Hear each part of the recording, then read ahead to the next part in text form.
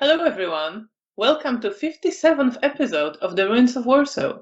I'm Alexandra and I'm the storyteller. Hi, I'm Dolores and I'm playing Janina of Clan Brua. Hi, my name is Faye and I'm playing Beatrice Wozniak of Clan Malkavian.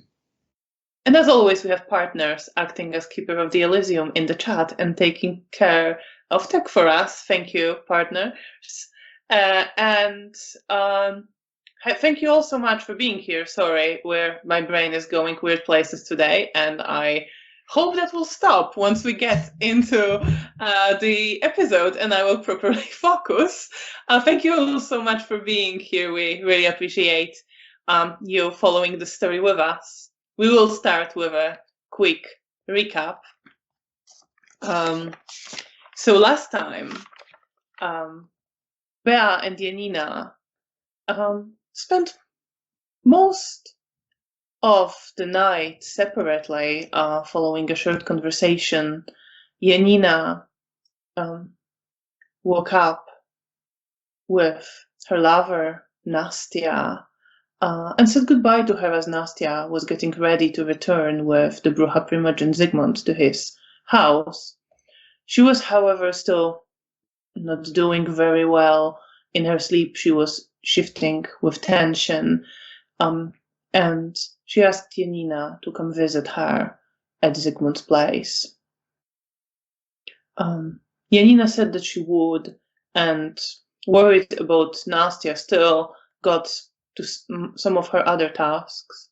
She picked up some blood from her lab, where she and one of Zygmunt's ghouls are working on beginning to establish a blood bank, and brought the blood back to Zoya, another Bruja, who has been injured quite severely in her attempt to kill a Sabbat Assamite.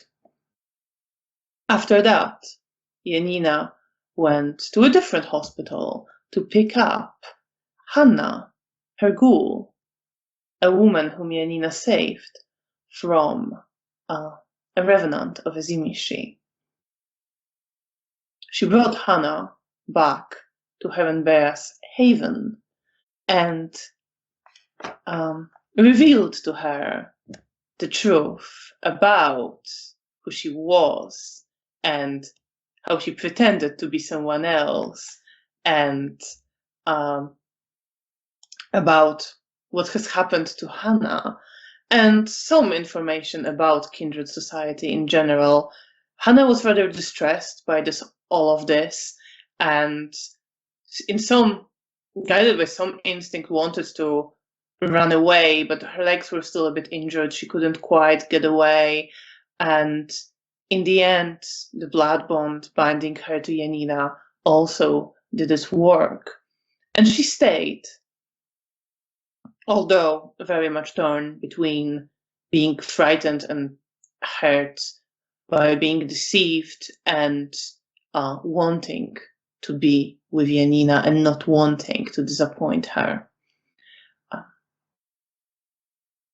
Meanwhile, Bea spoke briefly to Joachim the Tremere, who told her that his sire gave him some information that should help him find Bea's sire, but he would need a bit of time to study it all and make sure he knows what to do. She spent some time at the Elysium, where she listened in to some conversations, observed the mood, and realized the tense situation, and some of the gossip surrounding Antoni being made the sheriff in place of Lucjan Topolsky, and some of the doubts people had about it, and comments regarding protest from the Venture Primogen, who expressed doubts whether Antoni was experienced enough. Bea finally got to speak to the person she was waiting for, the Venture Cornelia. She informed her of her plan regarding attending a wedding celebration organized by the Sabbat, to which she was invited by the bride, Irmina, a Sabbat Malkavian. And Cornelia told Bea to go. She promised her some information on the place where the wedding would take place, which later was delivered to Bea's room, although it was pretty basic. And Cornelia also reassured Bea that they would not just leave her there and let her get lost and stay with Sabbat. Bea also spoke briefly to Daniel, who told her that he would not be able to continue their agreement of exchanging information about what goes on in the Camarilla due to his knowledge that he now has, having been named a hound. Bea also noticed that he was distrustful of her and very careful around her, and got quite offended by it and hurt. And she spent quite a bit of a night preparing for the Sabbat event the next night, writing letters for various people, which she left with Rahela.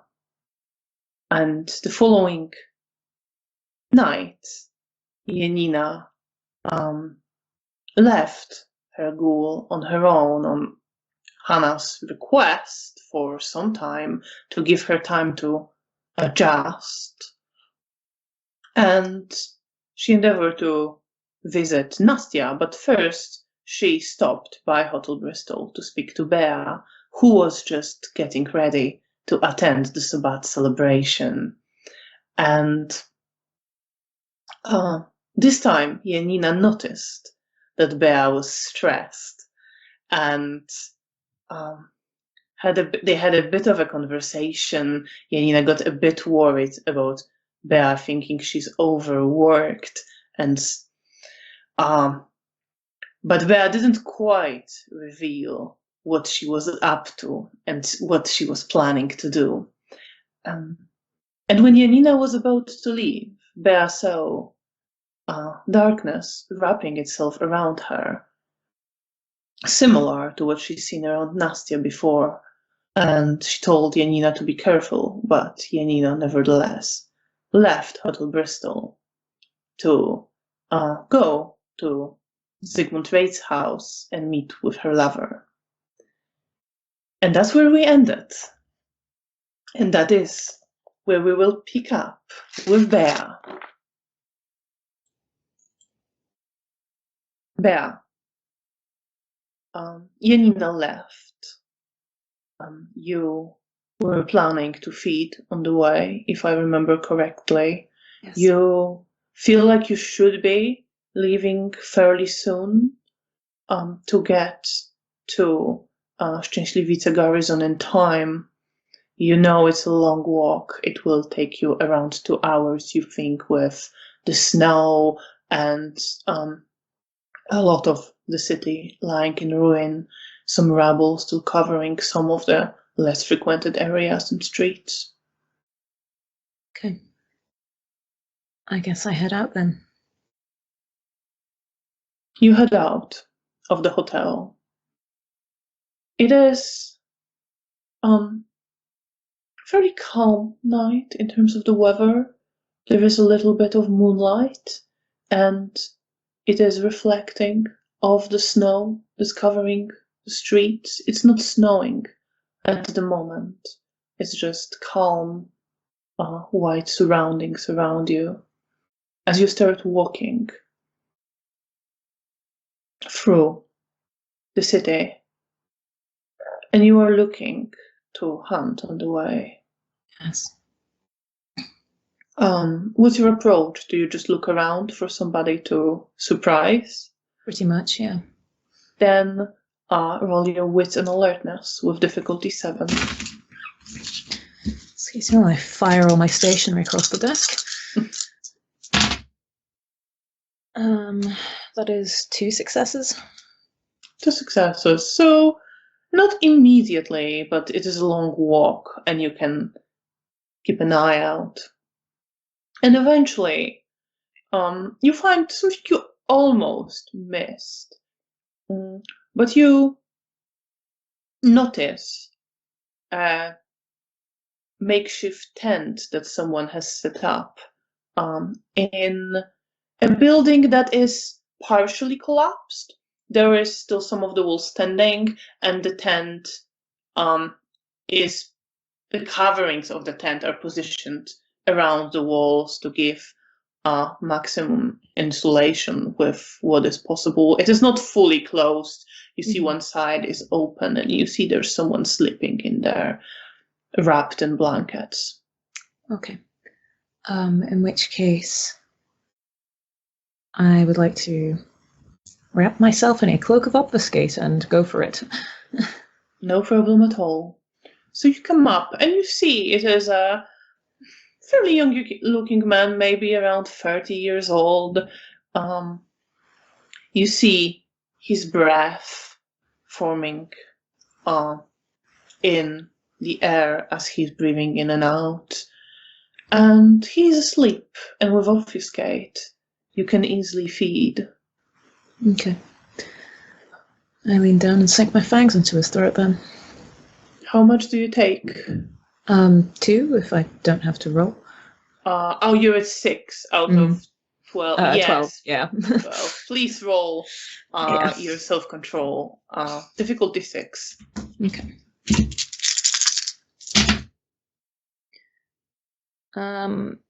Well, thankfully I have 1 success, because I had a 1 in there.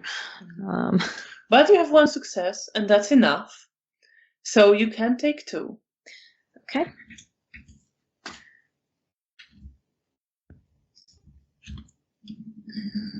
And somewhat less hungry than before, I can extract myself. And you continue walking. Is there anything in particular you're thinking about on the way? I think once feeding is complete, I think at that point I start focusing on, I'm going here to help Arik. I'm going here because I want to help Arik. And I need them to trust me so I can help Arik. And I'm just going over and over that in my head again and again. But there's still this sort of underlying feeling of anxiety sort of worming its way through my gut. And I'm trying to ignore it, but I'm very stressed. And as you're walking, please roll your perception and awareness with difficulty 8. That's exciting.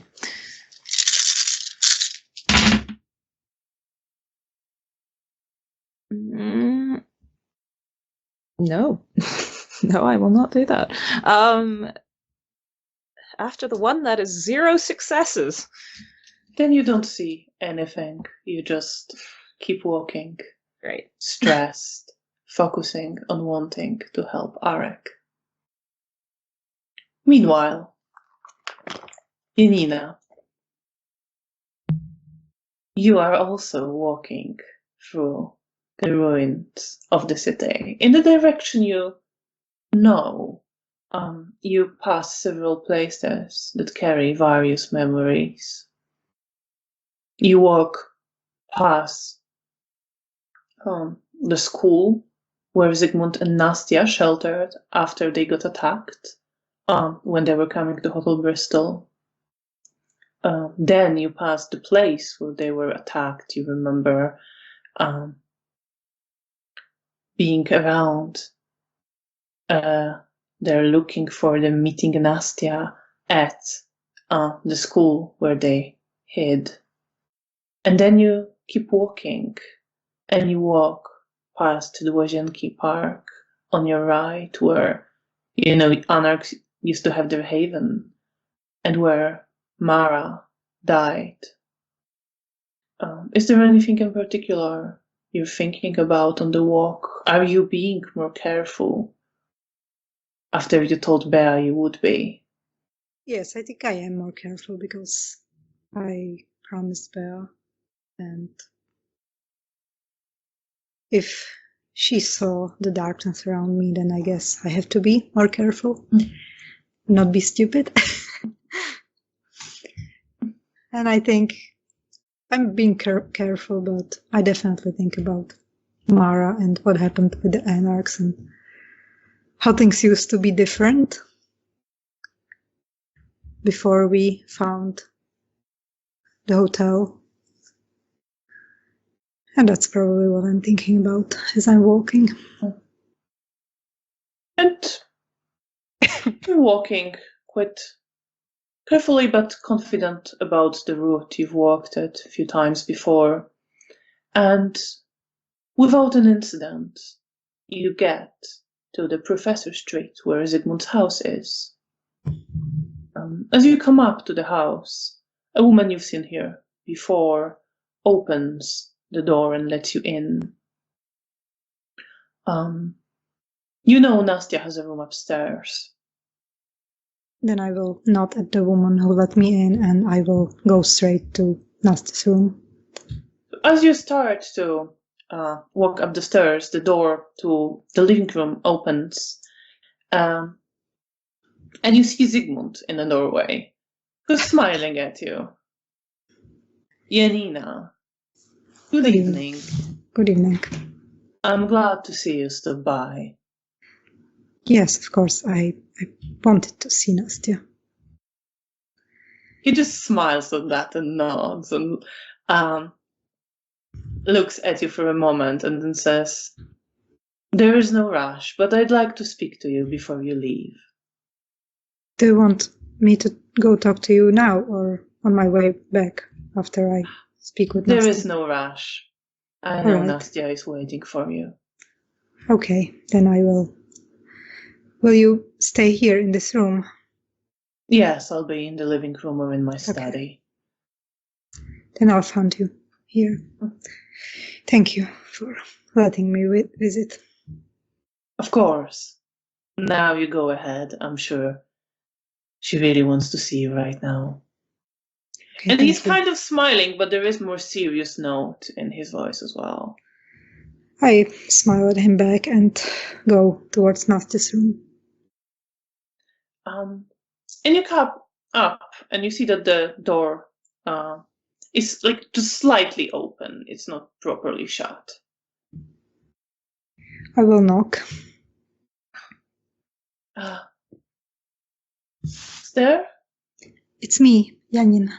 Oh, come on in, Janina. And then I will open the door and close it behind me. And you see Nastia. She's sitting on her bed. She has several books around her open, like all of them open, just kind of spread around. She's holding one in her hand. You can see she's been going through all those texts. Hi, I'm glad to see you. Of course, I really wanted to come visit you. How are you feeling? Did.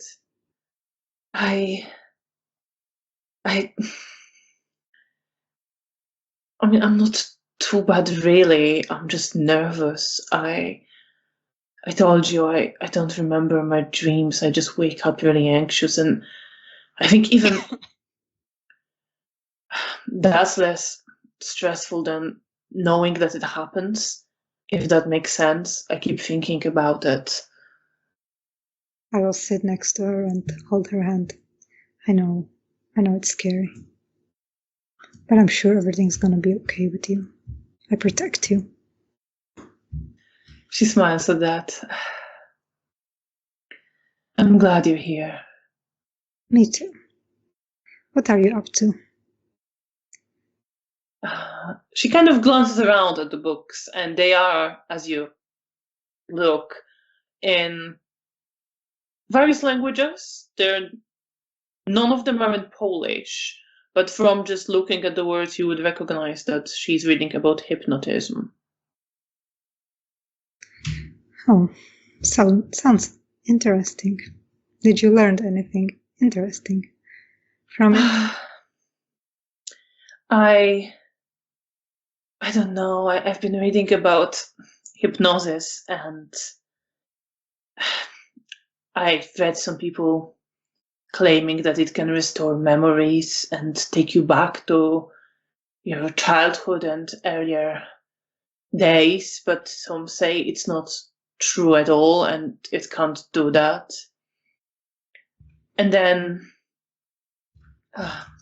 this Russian scientist Pavlov says it's a form of sleep, but that it increases suggestibility, and you can implant certain suggestions through it. I don't know. I guess I'm well, perception and empathy. Difficulty 6.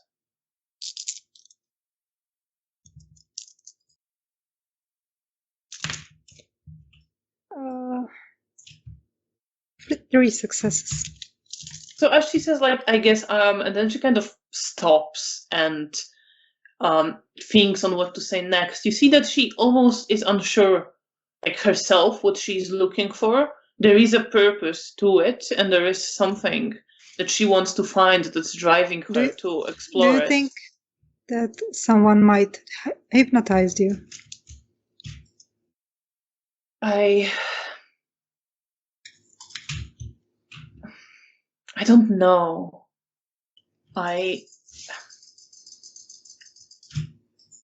You know how I said before, I'm not sure I remember everything well. There are these moments when my memory seems strange. I've been trying to find what that's about. I don't even know how all of this, and she gestures at the books, would work with what we are, or if it works at all. I see. But I think it's a good place to start. I mean, I've been trying to find some answers. I'm sorry, I don't want to burden you with this. No, I'm interested. Please continue. I want you to find out what's happening with you. I don't know. It's like my memory sometimes seems strange. I remember things and then I'm not sure I really do. I will pull her in a hug. I'm sorry, sweetheart. I wish I could help, but I don't know anything about hypnosis. You are helping. I'm really glad you're here. And she kind of pulls away just enough to give you a smile and gives you a quick kiss on the lips. So that's what are you doing? Does Zygmunt knows about the hypnosis theory? A little bit. But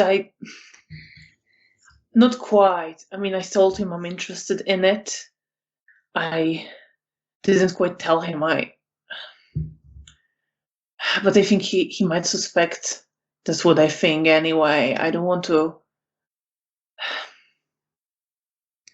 Yeah, I understand. It's okay. But I'm sure he would understand. I'm just really tired of this. I want to know what's happening. I know. I wish I could find out. And then she kind of, you see that she feels bad for, like, worrying you. You don't have to feel bad. Well, before she manages to do anything, you say that, and then she kind of smiles. But I want us to enjoy being together, not. I'm enjoying being with you, even when you're not feeling great. So do I, but I'm just glad you're here. And she hugs you and pulls you closer. I will hug her back and stroke her hair and just tell her something nice, something cheerful. What cheerful do you have to tell? I don't know. That I'm trying to think about something, but my brain is not cooperating tonight. Yeah, that's fair. I mean, So imagine something like, I don't know, that I love her and that yeah, everything's that's gonna fair. be fine. Yeah, And you that- reassure her. Yes. Okay. Sorry about that. You reassure her, and you spend some time with her, like that. Yes. Meanwhile, there.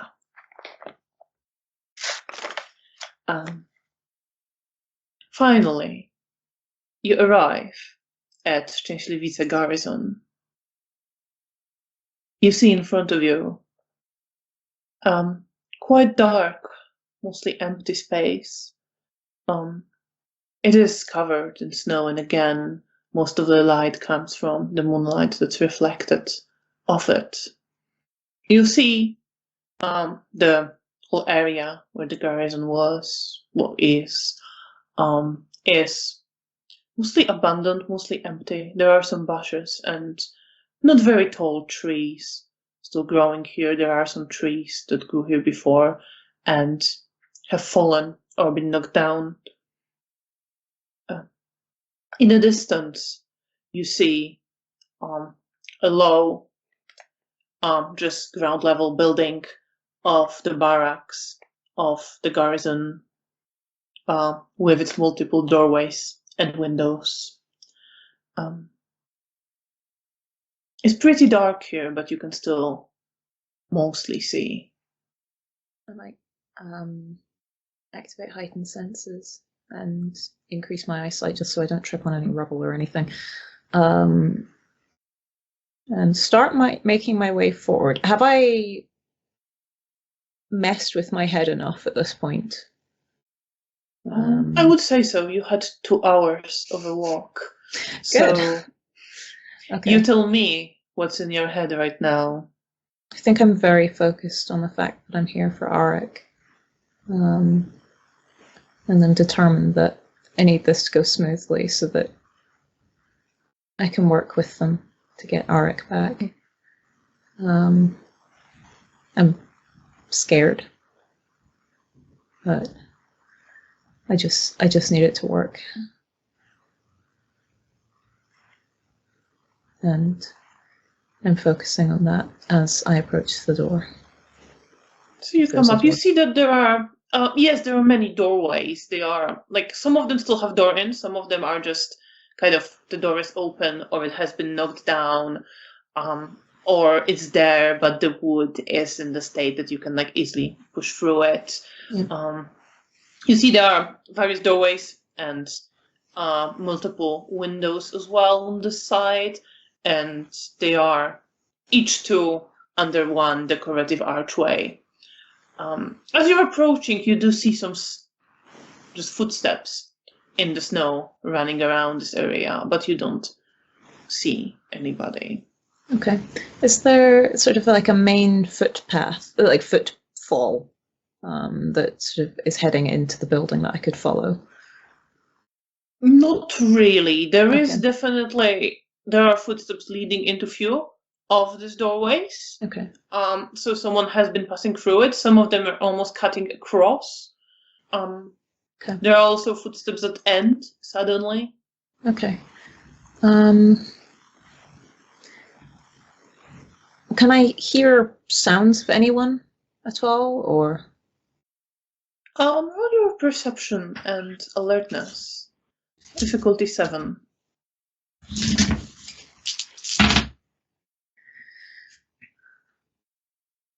Okay, I have 3 10s and a 1. Don't think insightful's going to help me here, so 2 successes. No, 2 successes. So not initially. Initially, it seems very quiet. Almost. But as you are approaching the garrison building, the barrack, you hear some giggling coming from the inside, and some footsteps moving further away.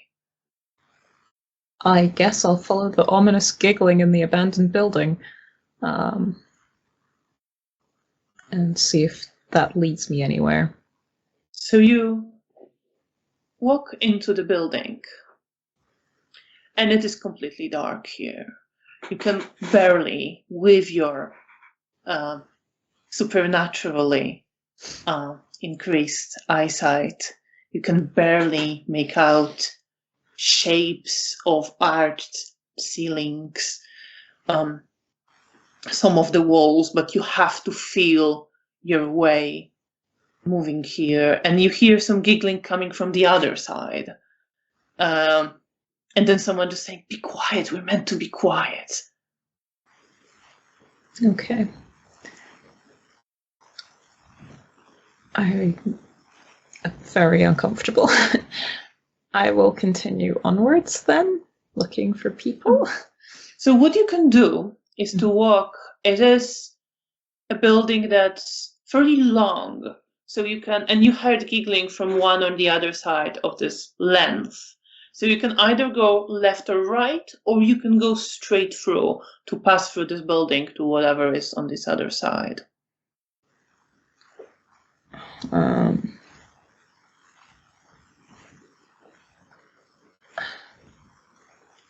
I'm going to head towards the sound of the giggling. Which one? Left. Okay. So you start heading there. And again, you hear some footsteps just shuffling further away and running now towards, like forward, away from the way you came from initially. Okay. Follow the footsteps. I'm trying to be very, very quiet. Like, well, in fact, no. No, I don't really want to sneak up on the Sabbat. That seems like a recipe to get stabbed, so I guess I'm just walking normally. So you're just walking normally. Do you hear some footsteps now outside? Okay. And there's no windows or anything that I can Oh, there see. are windows. No, there are windows. Some of them are covered with wood, so there isn't that much light coming in. Yeah. There are occasionally corridors leading deeper in. Okay. I mean, if I'm hearing footsteps outside, if there happens to be a window that I can like glance through, even if it's sort of peering between cracks of boards, I just want to see if I can catch a glimpse of anyone. You peer out, but you don't see anybody. Wonderful. Okay, I continue in the direction of the footsteps I was initially following. And if you continue long enough, you will get to the wall that signifies the end of the barracks. Okay. Then I guess, sorry, I followed sort of in a left direction. Yeah. And there's kind of like a central space, like past the... Yeah, like basically it's a long building.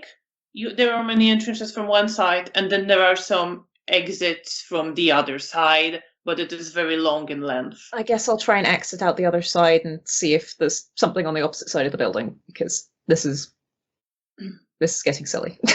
So you step out, and you end up in first there are like some bushes around you, but you see on the other side of them there is quite a big, pretty clear space, and you can hear now also some soft crying sounds coming from there.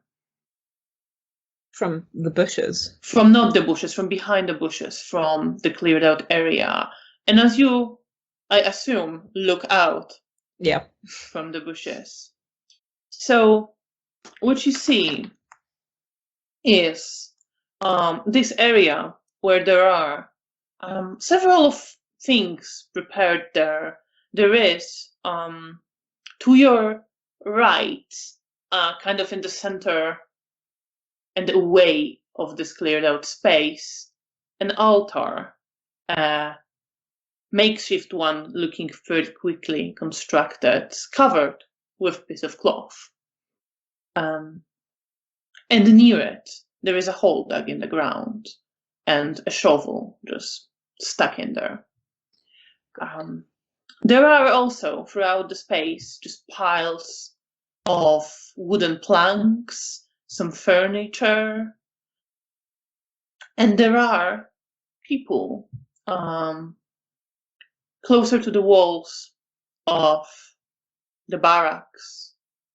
And you see that the place has barracks on one side and then another one's on the other, further away. So there are some people, some of them are wrapped in chains, some look like they attempt to move forward, but must have broken bones and can't quite properly move. Good. Okay.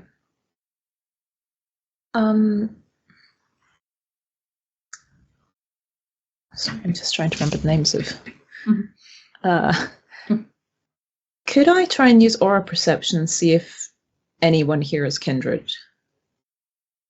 On the people who are just lying there. Yeah, sure, you could. That's perception and empathy, difficulty 8. Okay.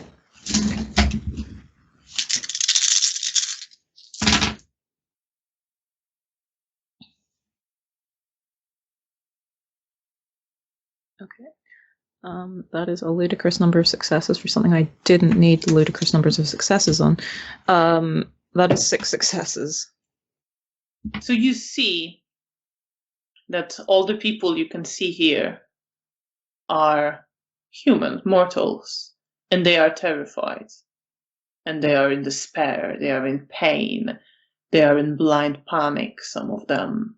Some of them are numb from emotions and from fear. Okay. Have they spotted me yet? Given that I'm behind the bushes and presumably still kind of in the dark. You don't think so. You don't think they're some of them are kind of looking around, but you see that they have their mouth muffled so they can't quite scream. Good. I guess I will go and approach the hole in the ground and look into it.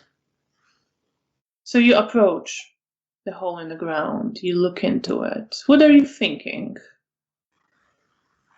I think the sort of anxiety and fear about being here are heightened. I think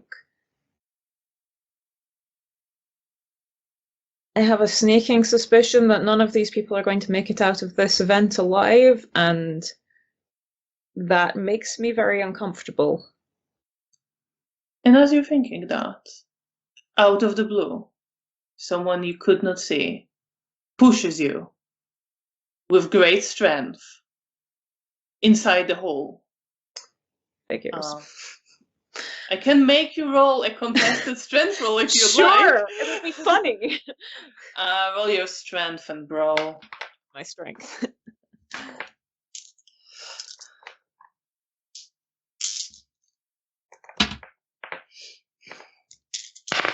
Hey, I have 2 successes on my 2 dice.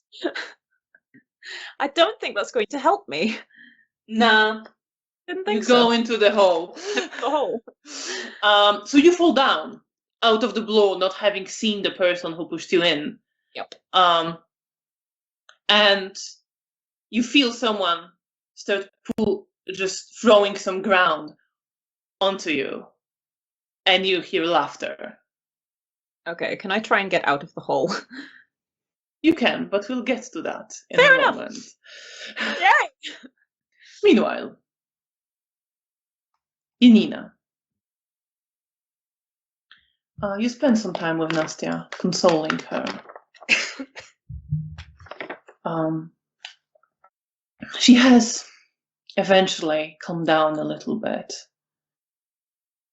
She starts kind of pushing the books to the side and not closing them, but putting them just open in a stack of open books on her desk.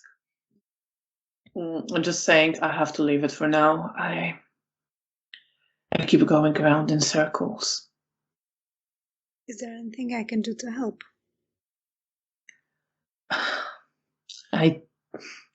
Distract me. Okay, then come here. And I start cuddle and kiss her. And she kisses you, and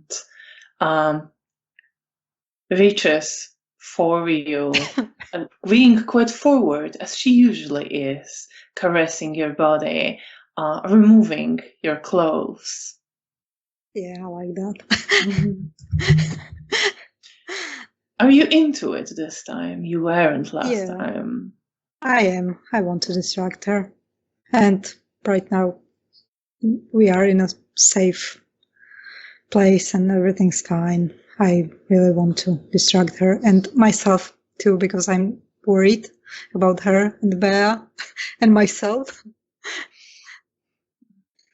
So you focus on pleasure of making love to your girlfriend, Nastia, and you both running away from worry and focusing on each other.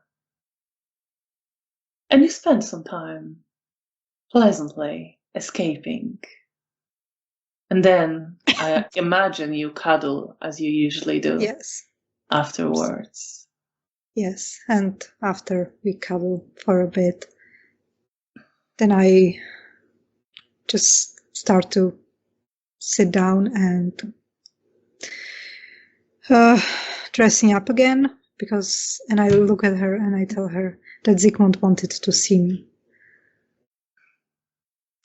She smiles. Well, then you better go and talk to him eventually. I will. I just had to come to see you first. Of course. I'm glad you did. And she pulls you closer and gives you a very passionate kiss. I kiss her back. And are you feeling better now? I am.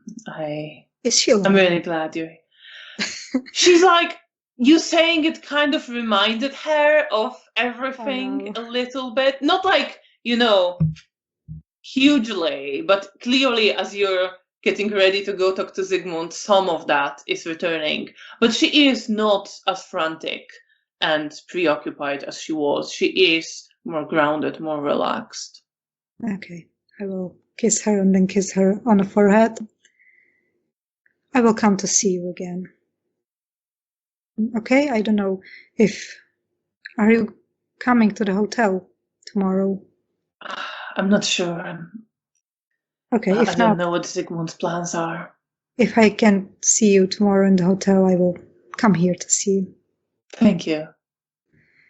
And I can't wait. You don't read up too much, but I mean, maybe we can figure out something about your little problem. I hope so. Take care and stay safe. Love you. And love you too. I leave the room, close it behind me, and go towards Zygmunt's room. So you start walking downstairs to speak to Zygmunt. Meanwhile, Bea. So you want to dig yourself out of the hole. So yeah. I mean, you can stand up in there. It's fairly deep. Yeah. It is very clearly a grave. Yes, yeah. It is very clearly a grave. I'm making some assumptions on who's dug it. Yes, and you see that person standing over it. A Nosferatu with a dislocated jaw, hunched forward slightly, and he's laughing and just shoveling some of the dirt onto you. And you hear footsteps coming now from various directions, and you see a few other people appear and start like throwing just fists of just dirt at you. Right. Okay. I will try and get up the hole by myself. If that doesn't work, then I'll try talking to them. Then roll your strength and athletics. Oh no. Difficulty 8.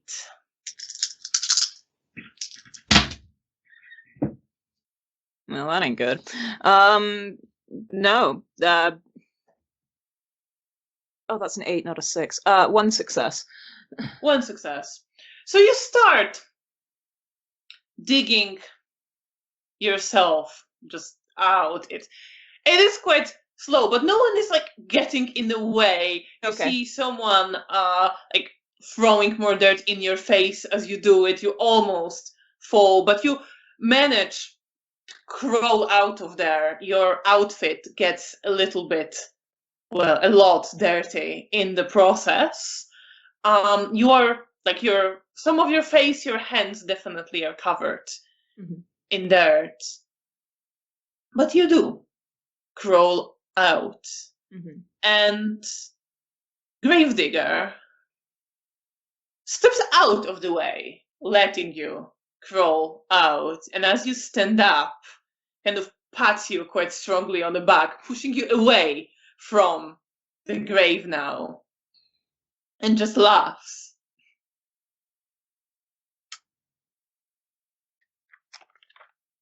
Welcome. Thank you, I say.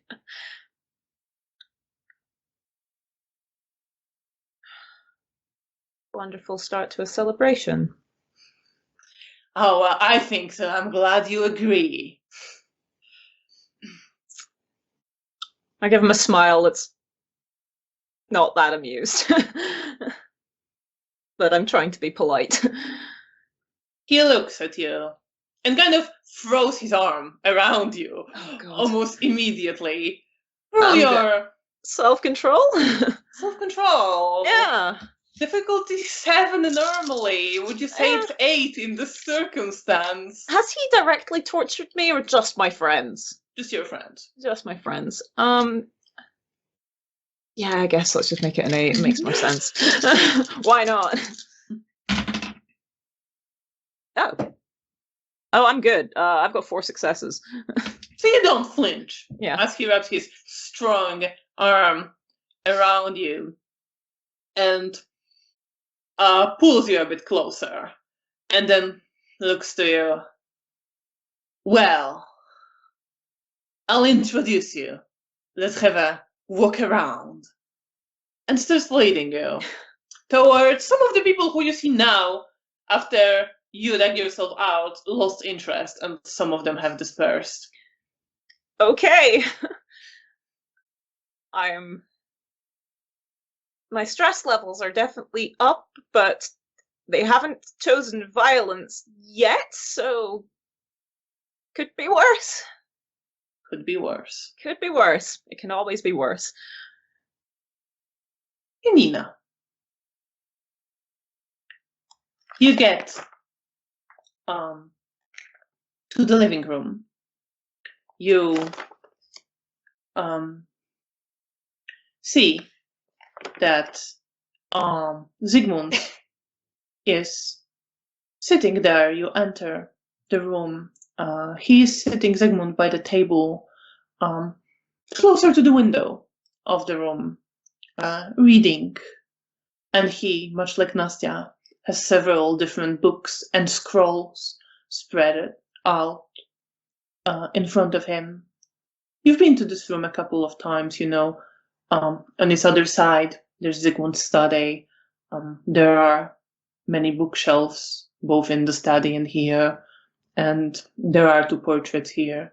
One of a young blonde woman holding flowers, who you know to be Zygmunt's wife. And a painting of Isidore leading soldiers in navy blue and yellow uniforms. And as you enter, Zygmunt looks up and gives you a smile. Janina, please come sit. And he gestures to the chairs around the table where he's sitting. I nod and follow to the chairs and sit down. How have you been? Wait a minute, I'm just me Dolores is thinking how Janina's been. Janina's been, I think it's quite fine, I guess. mostly okay. I'm thinking Given the standards of this yeah. story. Okay, I've been fine. All right, then I will just smile and say, I've been all right, I guess. Nothing bad happened.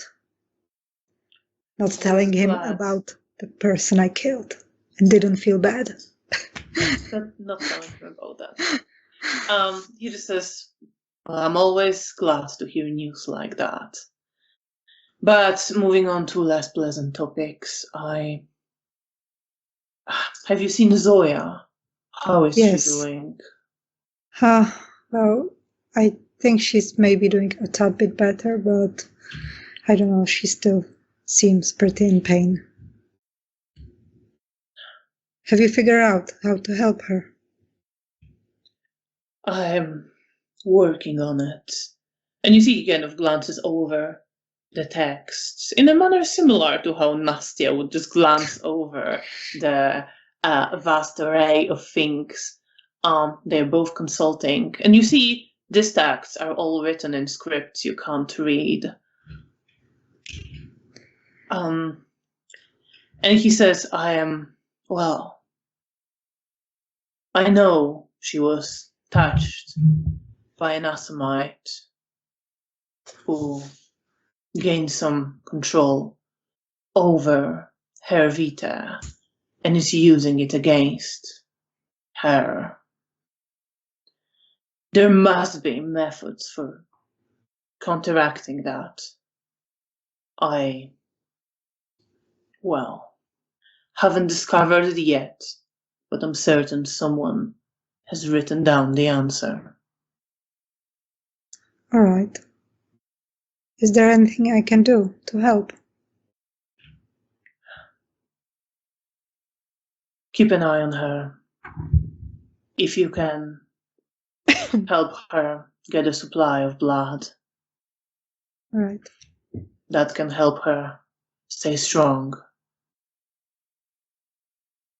Okay, I will do that. I will try to go back to the hospital. Mr. Potocki,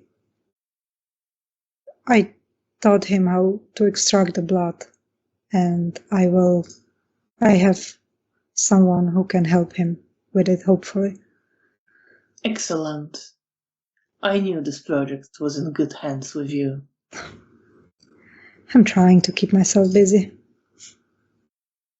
And you're getting busy with the right thing, if that's what you're working on. Yes, I know. Is there anything else you wanted to discuss? His face goes a bit worried, more serious for a moment, after he just smiled at you, clearly pleased with you. And he asks, how is Nastia doing? I know she is struggling with something. You know her best of all. I thought you might have some more insight into what's going on. Well,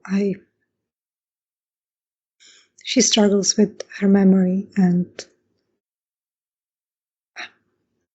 I don't know, she doesn't remember much about her past, and she has these dreams that she can't remember, but they scare her. And I'm not sure. I think she's trying to figure out what's happening because she feels it's not normal. It's not like just a reaction, but she feels like maybe she was hypnotized or something else. You see a clear worry, and he starts thinking quite intensely as you mentioned that. Nods his head. Do you have any idea what it could be? There are certainly abilities some of our kind possess that would be akin to hypnosis, but stronger and more potent, from what I can tell. It would be. How did you meet Nastia? She was found by one of the hounds, much like you were found by somebody and brought to the Hotel Bristol. Okay. Right. Do you think that she might be hypnotized by Sabbat? You see, roll perception and empathy. Actually, you don't see anything immediately. Not for that. I don't think I see anything because I have no successes. So you can't quite read his face, but he considers it for a moment and says, I would hope this is not the case. And it could be someone from the Camarilla who's done it. There are Why? people. Like, what's the point? Like, she's not important enough to, like, be hypnotized. He looks at you, and you see this, like, he doesn't hide it at all. This smile of benevolence and worry and just disbelief at the same time on his face. He just shakes his head slightly. I meant, like, she's not influential enough, not like she is important to me, but you know what I mean. Are you saying that? No, it's like it's. Yeah. No, I got that. Yeah. Okay. The response because stands. I didn't want to, like, make it seem that she No. didn't think that Nastia was, like, important to her. No. Okay. I got that. The response still stands. Okay. That's fine. And he says, Janina, let's approach this way. What did you make of the recent events in the Elysium when Mr. Bieletsky became the sheriff? I'm not sure. I guess the prince did what she wanted to do, even though it seemed that everyone else expected someone else. I guess she wanted to show that she is still in charge. Among other things. He kind of smiles and nods his head at that. And some of this disbelief turns into a bit of appreciation now. And he nods his head. The prince, Janina, you must understand, is a bit of a radical, for a venture, of course. She likes to do things her own way, and she will do them her own way. What do you think of her decision? Well, I think that Mr. Bieletsky is competent and definitely up to the task from what I have seen. So, I guess good decision. You would be probably in a minority. Although I have no reason to doubt Mr. Bieletsky as such. I know many do. And I know, well, maybe what I would have done in Prince's place is not exactly the conversation we should be having. What would you do? Who you would appoint as the new sheriff? Given political situation and pressures, for the sake of stability, I would have made a more popular choice. I'm sure you can figure out who that would have been. Not out of my sympathy or any respect for the man, but because, having no principles, he could easily be swayed. Okay. Is he thinking about the Tremere man? I forgot You think his he name. might be? Do you want to ask him? Mr. No. Sarnowski. Yeah, I'm like thinking about between Mr. Sarnowski and Mikhail, but he's like the primogen. Mihail So is a primogen. I think even you yeah, know that Mihail would not yeah. like become Okay. the sheriff. Well, in that case, this is the only man that comes to mind as like possibility. So then I would tell him the name, Mr. Sarnowski. Sorry, there's too many like strange names that I can't remember. Yeah, no worries. And he kind of smiles and nods with appreciation. Well done. Even if you don't trust him. Oh, I don't trust him to be a decent, principled man. I trust him to be exactly the spineless, power-hungry creature that he is. And knowing that you know what you can expect of him and how to approach him.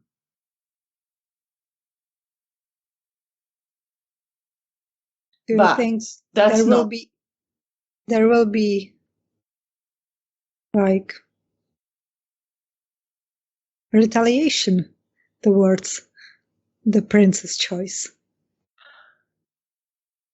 well, I would hope not. Retaliation is a strong word. I didn't mean like this strong, but I mean disagreements. There are disagreements in the Camarilla, Janina, as I'm sure you're beginning to see right now. Yeah, I see. And there are some who would,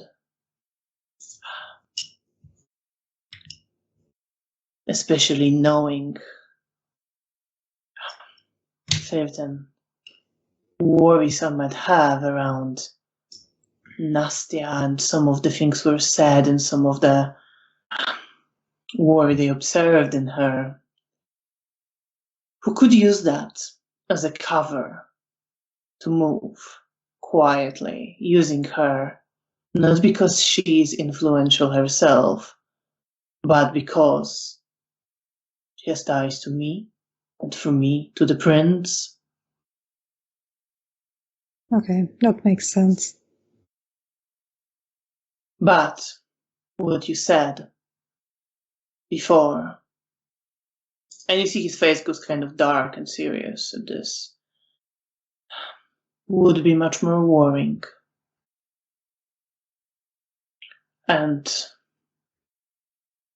it wouldn't be prudent to completely discount the possibility of something darker using Nastia.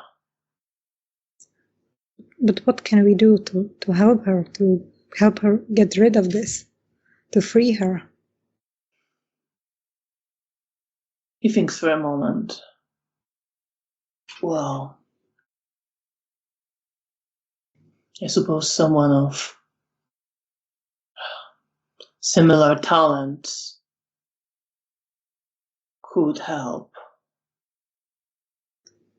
Do you know anyone like that?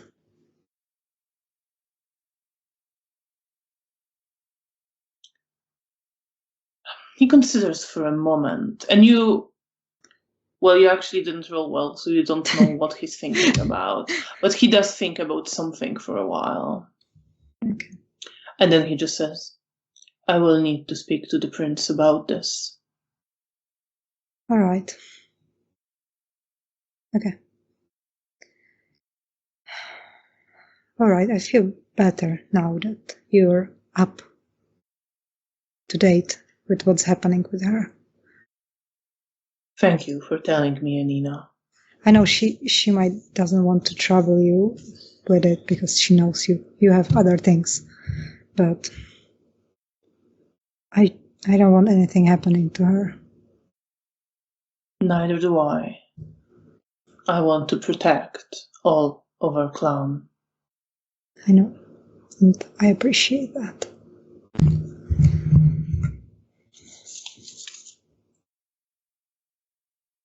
Thank you, Janina. I know our conversation turned dark towards the end.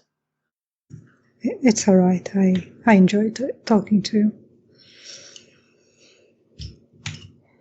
Always so wise. He smiles, amused smile at that.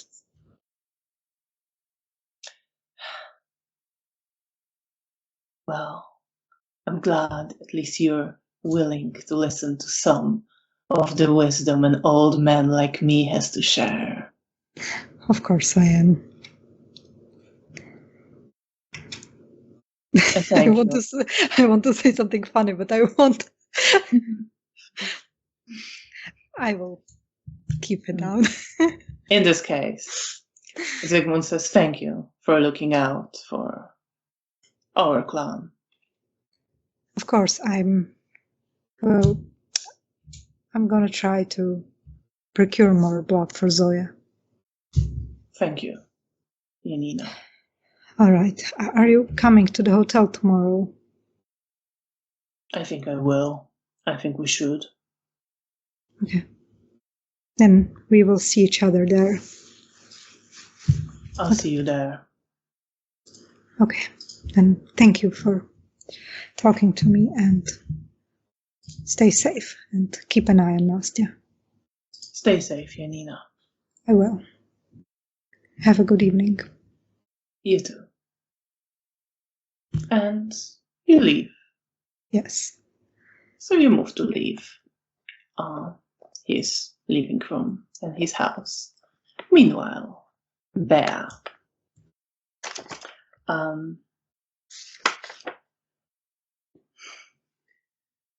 Gravedigger starts leading you around.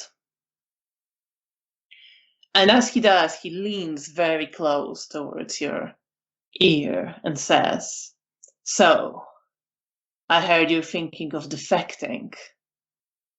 And he kind of pats you on the back a bit more. "I look forward to testing you."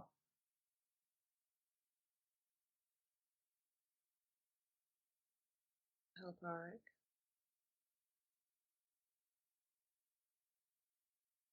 Sorry, I didn't catch that. Oh, I just quite quietly say I want to help Arik. And I'm aware of the threat that is behind what he's just said, but I'm kind of just ignoring it as I become more serious. He looks to you more seriously. "We will talk about that later. But first, introductions are in order." And he leads you towards the wall of one of the garrisons, where, in a place where maybe she wasn't standing there before, maybe you just didn't see her, you see a pale woman wearing a simple black cocktail dress and black opera gloves, and she's wearing heels as well, very elegant looking. She has platinum blonde hair, now styled in elegant curls, and she has red lipstick covering her lips. Gravedigger leads you towards her and just says, "This is Anita. Be careful how you behave around her." Am I doing like an introduction to her directly, or is it kind of sort just from a like distance? You're sort of nearby her. Okay. And he kind of leads you closer. Okay. If she deigns to look at me, then I will sort of nod my head respectfully to her. Gravedigger draws her attention and says, "This is our possible defector." And Anita gives you, as you bow your head, this kind of unimpressed look. Roll perception and empathy. Wonderful.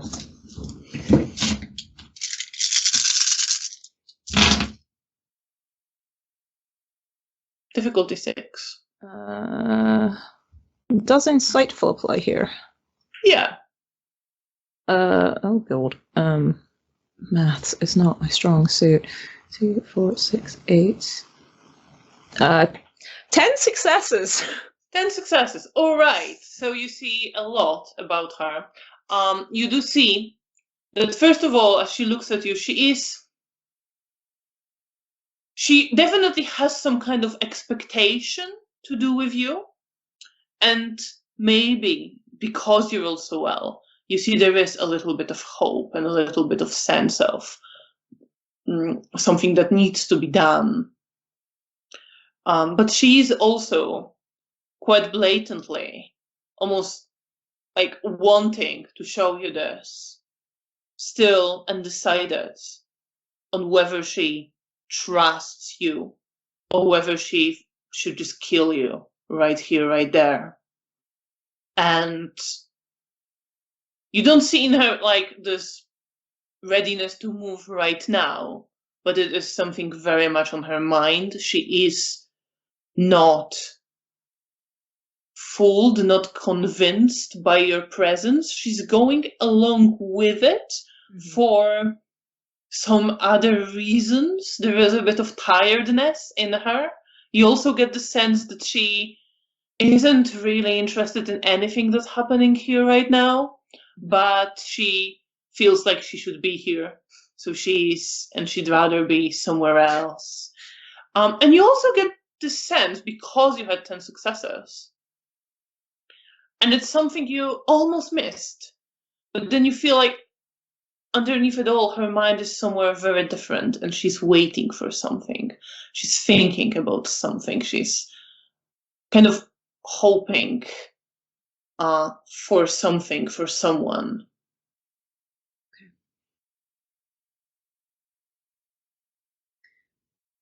I'm generally relatively quiet and demure. I'm not striking up unnecessary conversation with her, but I will introduce myself and generally try and treat her respectfully, because I presume she could kill me. And then Gravedigger leads you on he introduces you to a few other people.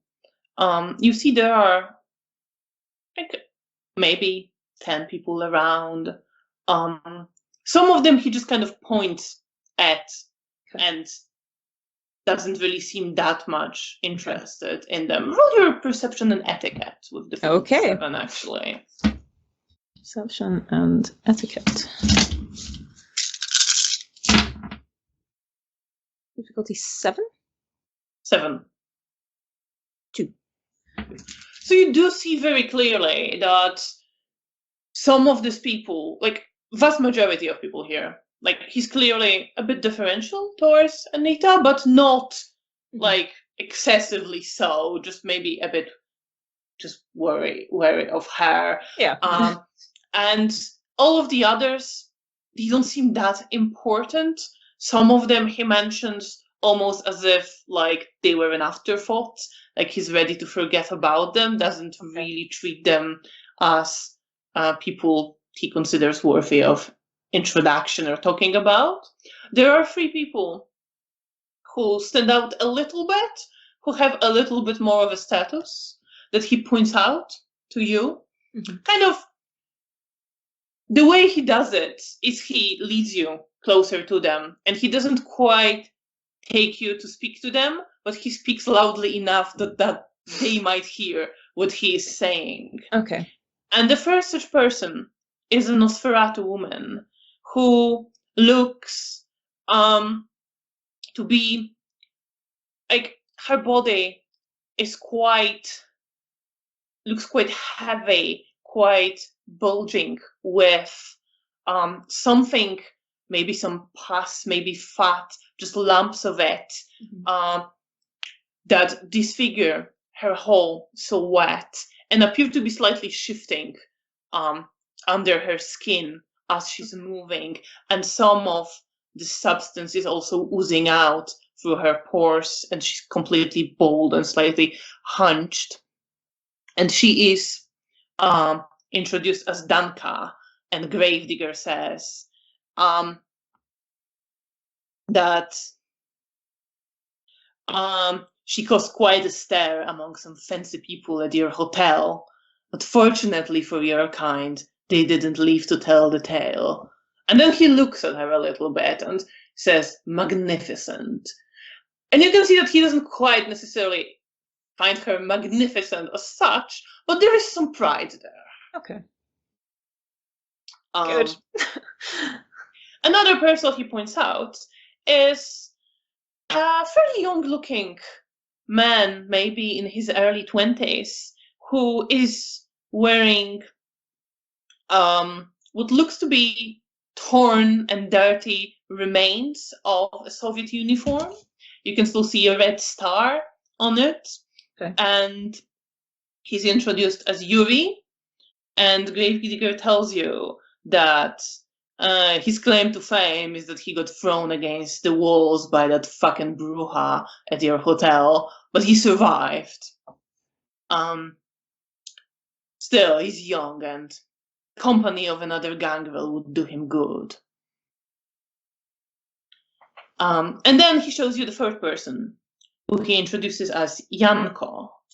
Just a man in his late 20s, quite handsome, with this sort of few days left facial hair just covering his chin. He's wearing a typical sort of worker's shirt and trousers, but he put a bow tie on it, and you see, like, as you come in a little bit closer, you see there's a little bit of blood splattered both on his shirt and on the bow tie. Don't want to know where you got the bow tie. And he is just casually swinging a knife in his hand, just not thinking about it, swirling it around. And Gravedigger says, well, now that's my favorite Janko. Did well at the hotel, and recently did well against the two Camarilla Nosferatu who were sniffing around our places. Chased them back into the holes they crawled out of. And he laughs at that. And looks to you. Be careful around him. Better avoid him. You know, unless you catch his attention. Then don't say no to him. Yes, sir. And he kind of leads you around and showing you some of these other people. How are you feeling? What are you thinking? Uncomfortable, but I'm trying to just use whatever etiquette I have, which isn't terrible, and try to be polite. I'm just hoping that by being polite and deferential, I'll get through this unscathed and that I can help Arik. And I'm trying to make mental notes, but I didn't bring my journal, and I'm regretting not bringing my journal with me, but at the same, but I'm just trying to put into my head the idea that this person is dangerous, this person is dangerous. But to be fair, most of them are probably dangerous. And as this is going on, at some point, from the way you came, from one of the entrances, emerge at first 4 people carrying violins, viola, and a cello for musicians for the string quartet. And between them is a person they are all looking at. And she is a beautiful woman, tall and thin, with long, reddish hair reaching down to her thighs, falling freely.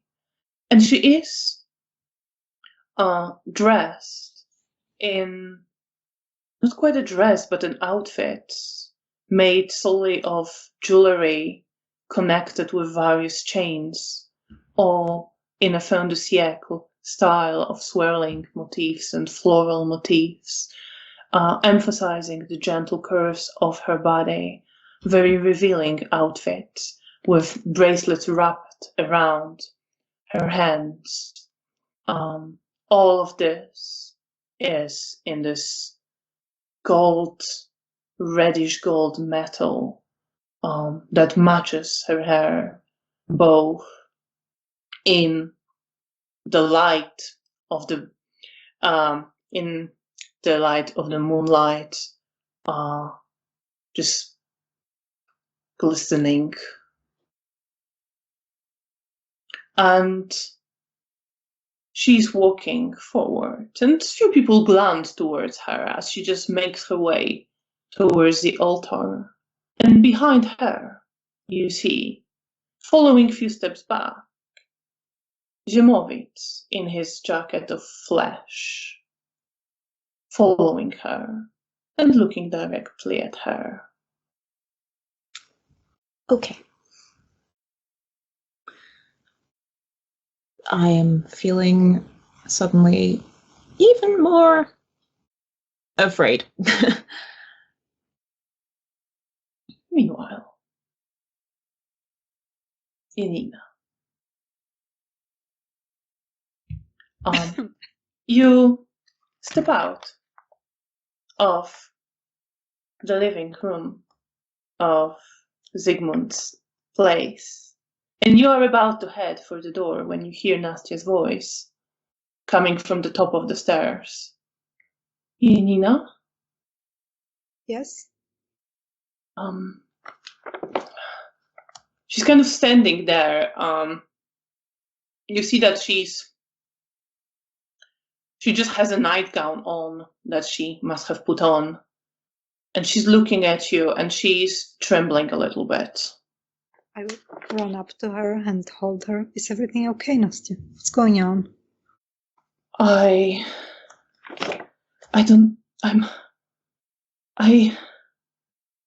just made a call. I don't know why. I dialed a number and I didn't say anything and nobody answered. But I don't know why I did that. Is it a number you remember? Yes. Can you write it down? Yeah, yes. And she kind of looks around and she finds a piece of paper and writes it down. Okay, I will take that number. I will try to figure out. Should we tell Zygmunt? Yes, of course.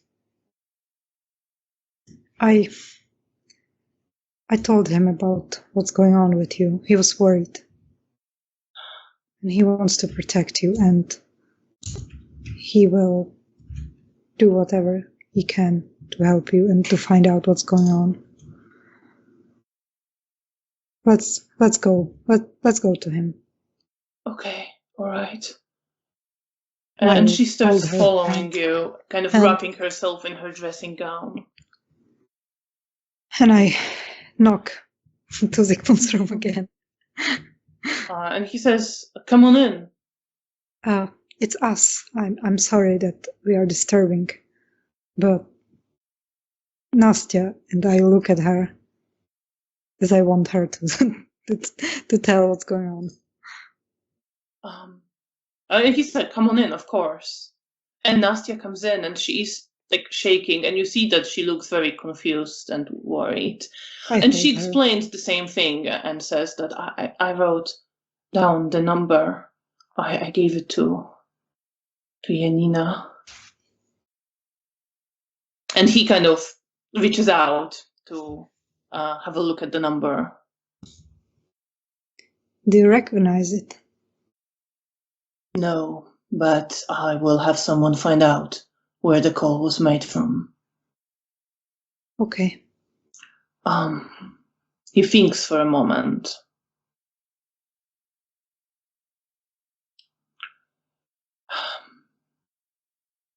Looks to both of you. Given what we discussed, he looks to you, Janina. Looks to Nastia. I think it might be better if we return to Hotel Bristol right now. All right. For safety. I don't want to alarm you unnecessarily. And he looks to Nastia as he says that. I hold her by the shoulders. She's kind of shaking, but me and Janina discussed the possibility of someone using you for a reason we don't know. It could be someone of Camarilla, which is worrying enough, but it could be something more dangerous. And I think we should operate on the assumption that we need to be as careful as possible and return where it is safer. And she just nods her head and hugs you back, clinging to you. I will hug her and let's go. I'm gonna help you pack some of your things. And Zygmunt nods his head. Get ready. And I nod at him and I take Nastia back to her room. She goes with you, and it's going to be is okay. Kind of very. She's not quite shaking right now, but she is sort of looking around and a little bit out of it. It's going to be okay. We're going to be together, and we'll get back to the hotel together. All right, I better get changed. And, okay. And she starts getting dressed, and then getting some of her books and some of her clothes together. I will help just throwing it into a rucksack. You start helping her. What are you thinking about? What are you feeling as you're doing that? I'm worried. If Zygmunt's worried, then I'm worried too. And if he wants us to go somewhere safe, then I'm worried even more. So I just want to make sure that we all make it back to the hotel safely. And as you're doing that, helping Nastia pack, what are your perception and alertness? Difficulty 6.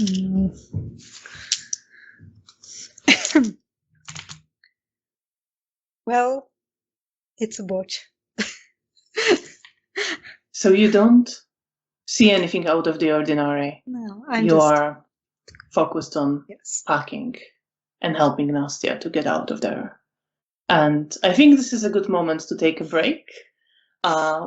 We will be back in about 10-15 minutes. Please stay with us, everyone. And thank you for following the story with us. We'll see you after the break. Take care.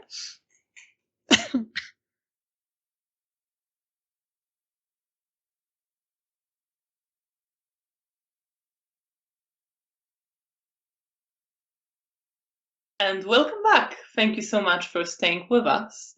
And let's continue with the story of Bea and Janina. Bea. You watch this woman enter with 4 musicians and Ziemowit following closely after her.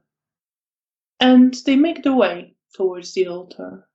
She makes just a gesture, showing musicians where to position themselves to the right side of the altar, and they take their places there, readying their instruments.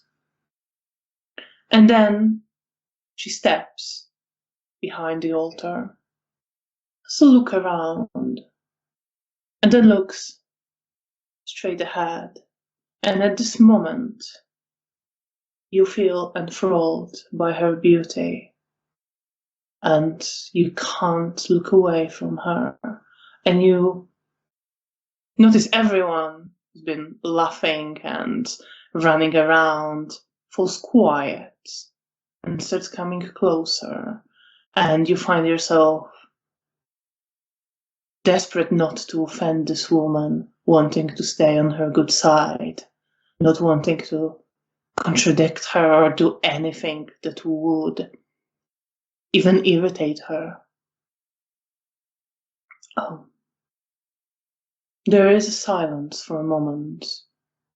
The only thing you can hear is some muffled crying and sounds made by the humans who have been stored around this space. And then the woman speaks in a soft voice. Take your places. The ceremony will start soon. And then she waits a moment and she smiles. I see that the bride and the groom are coming. And you see, as you follow her gaze, at the exit from one of the garrison building, emerging, yourself. whom you recognize as Irmina, wearing a quite traditional, simple wedding dress. And at her side, holding her arm, is a man with light hair and nicely trimmed beard and wearing a suit. You see that they start moving closer, and as they do, Anita and Gravedigger take places behind them and follow them as what you would recognize witnesses to the wedding would traditionally. You see that as they walk forward, the man at Irmina's side is looking around with some confusion, but not much emotion. And then his eyes fall on you, and he stares and looks kind of confused at you. What are you feeling in that moment? What's running through Bear's emotions and head?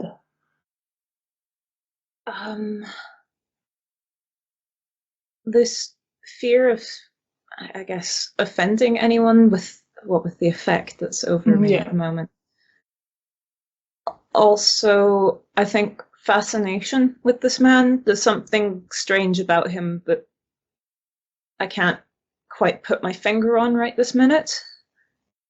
And I think I'm looking back at him with a similar expression of confusion.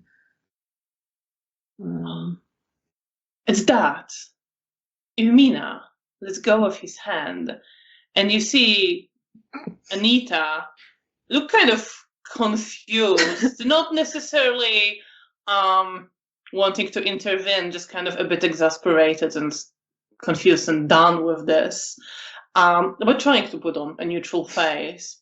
And you see the woman at the altar slightly raise her eyebrows, but ultimately just roll her eyes a bit and give a smile as Irmina comes up to you. Oh. And looks at you. Is your smile? Sister, can you please start looking like Irmina? You are confusing him. Of course, sister. And thank you. And then she goes back to him. Can I look like Irmina? Sure. Roll your that would be manipulation and performance with difficulty 7. What's your appearance? 3. Yeah, that's fine. Because I'm scared of making a scene right now, I will spend a point of willpower. All right. I don't want to offend either the bride or the lady at the head of the altar.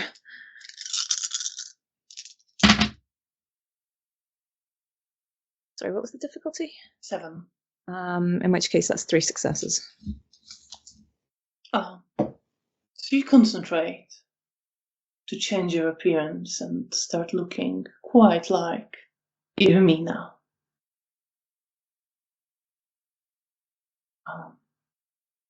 At which Irmina returns to Casper, who's standing there confused, still looking at you and at her.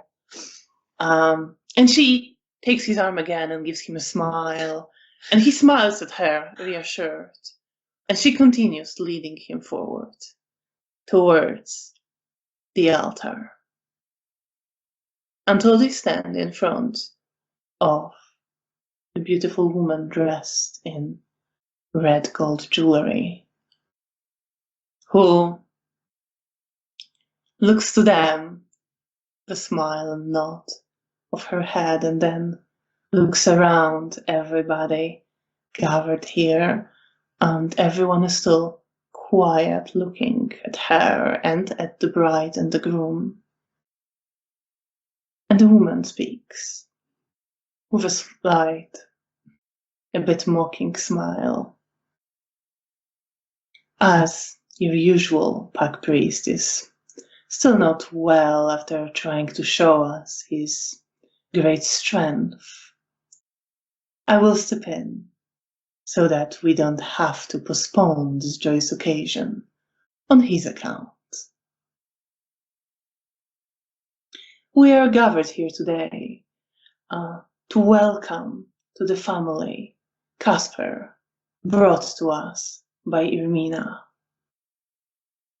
And you hear at this moment, as the woman makes a slight pause in her speech, Casper turns to Irmina and asks quietly, "Who's Irmina?" And she just holds his arm and smiles, gives him this "not worry about it" smile. And he looks confused but slightly reassured. Mm-hmm. The woman continues. This occasion comes at the most blessed time. We are growing stronger, and soon we will cleanse this city of deceit and lies that would subjugate our souls. We are at the precipice of great victory, and can there be a better time for a joyous celebration? We are joining Casper and Irmina, but these two are just part of the marriage happening here tonight. Irmina's love brought Casper to us. Her love turned him from less than nothing, guiding him to his new existence as a Canaanite. But it is all of us who are embracing him in marriage. Welcome him to our family. Guide him and test him. Galvanize his soul so that he will grow stronger and will discard the past that's holding him back. Love brought him to us, so show him that in his heart, Sabbat is love. What's running through your head? You still feel this effect of absolute awe and enthrallment at the woman, but what's happening in Bear's head? Concern for this man's well-being. But I don't feel able to speak up. I can't cause a scene. But there's a strange... I think I'm observing the sort of feeling of unity that these people must have. The feeling of togetherness. And there's a part in my chest that knows that I'm an outsider here. And there's another part of me that wants that feeling of community. Although I'm not sure that this is exactly what I'm after. But there is this building sense of dread somewhere in the back of my mind. I can't quite place exactly why, and I think the man's reaction to me and just the whole situation is causing some like cognitive dissonance, and I'm confused and scared. And the woman turns to Irmina, who is looking like you, and asks her, "Irmina, do you give Casper to us so that we might exchange bonds of slavery that bind him for bonds of love?" And Irmina, you see, few tears starts running down her face, and she smiles as she wipes them away and says, "I do.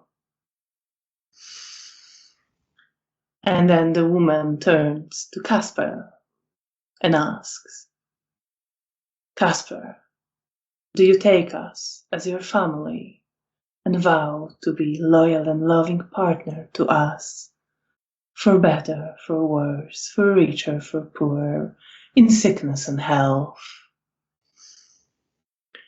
And Casper looks hesitant, and he looks to Evemina, who just nods and smiles at him.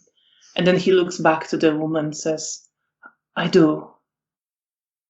At which Evemina smiles and starts crying more and wiping her happy tears. And the woman looks to them with a smile. I then pronounce us married. You may kiss and embrace. And she gestures to the musicians who start playing the wedding march. And Evemina moves to embrace Casper and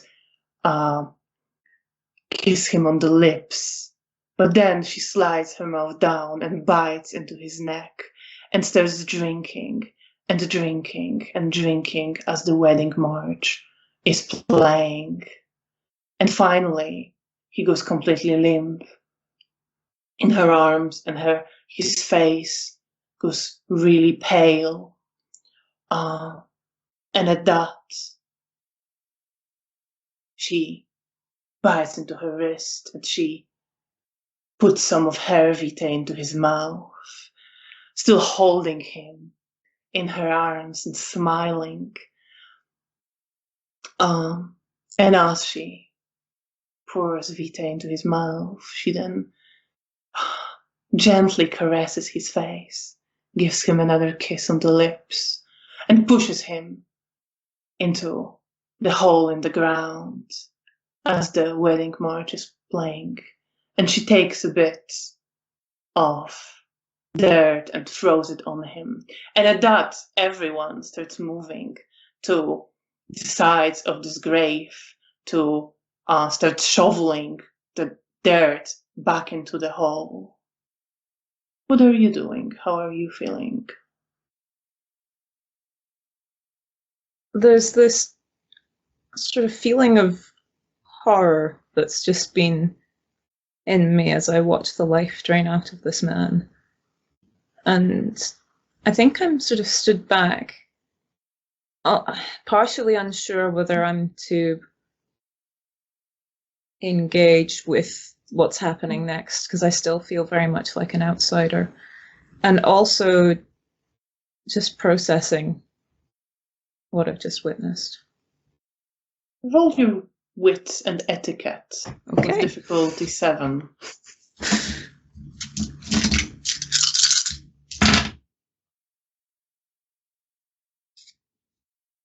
I have 2 successes. So you notice that people are looking at you with this as you're standing back, this kind of, what are you doing? A bit confused. Gravedigger. Okay, at which point almost is moving towards you. You move forward, and you know you're expected to join in that process. In which case, I will go and grab some dirt. You grab some dirt and you move to throw it into the ground, and you see partially covered in dirt the body of Casper. Some of his face still visible as the dirt you throw falls onto his eyes. Now unmoving and dead.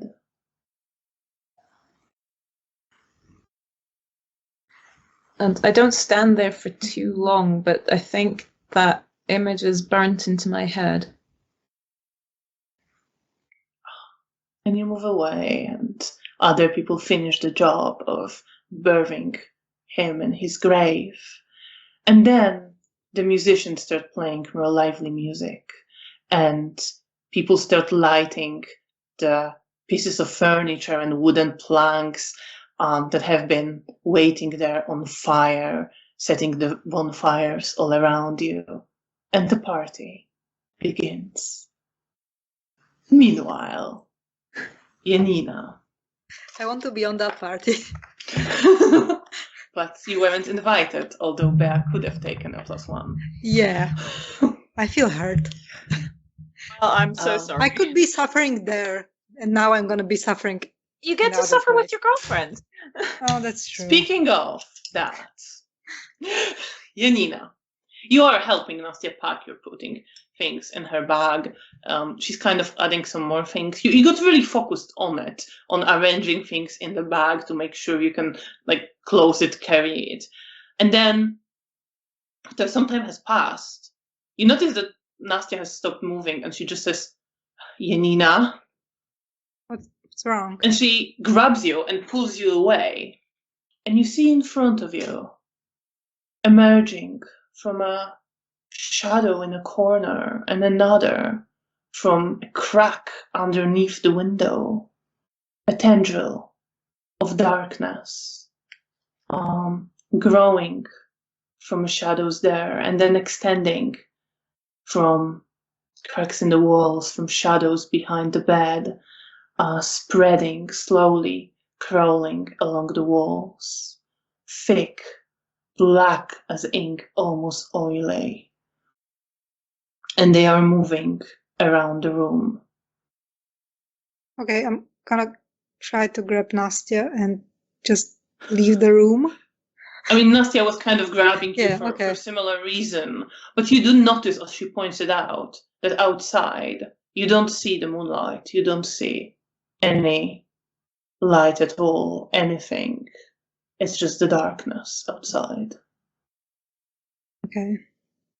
And you step out of the room into the hallway upstairs.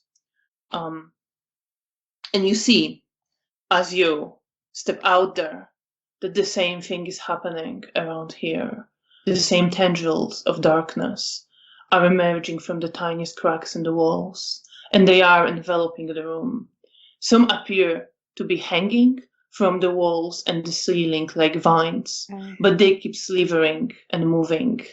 And they move straight through the air now, wrapping themselves around nothing, like a stream of ink that is spreading in the air as if in water.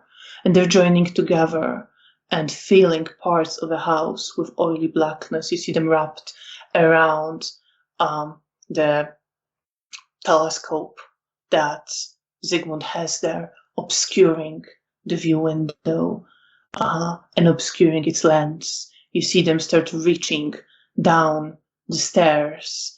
You see them filling the corners that grow into this puddles and deeper shades of darkness. And the darkness is deeper than normal shadows. It seems almost like there's something more behind it. Like you can't see the bottom of it. I think in this case, I guess we're trying to find Zygmunt. Yeah. Nastia just kind of looks to it, and she looks to you and says, "Don't touch any of it." All right, I'm not gonna touch it. Let's just find Zygmunt. What's in your head? What are you feeling? Well, trapped, suffocating. I just want to feel safe again and to breathe or like smell fresh air and see. I don't know. I feel trapped is probably the trapped and suffocating feeling inside of me. It's everywhere, and I feel like we have nowhere to go. But there is still hope for me that we can find Zygmunt and that he will know what to do and how to get out of this. And you start moving down the stairs. You pull Nastia to follow you, and she is looking around, also careful to pull you away from the shadows that are moving down the stairs with you and ahead of you, moving down like a stream, and some of it crawling and dripping up through the air. And you get to the living room. You see the light there is still on, and you can hear Zygmunt in his study on a phone saying, "Yes, I am on my way," and then putting the phone down as you enter the living room. And you see that here the darkness is also flowing before you and after you, obscuring walls, covering the windows, covering the face of Sigmund's wife on the portrait, dripping upwards onto the painting of Isidore, the tendrils wrapping themselves around him. And you see, as you're coming through the living room, towards where Sigmund is in his study, that he is reaching into one of the drawers of his desk, ripping it open, and then looks into it. And roll your perception and empathy, difficulty 6.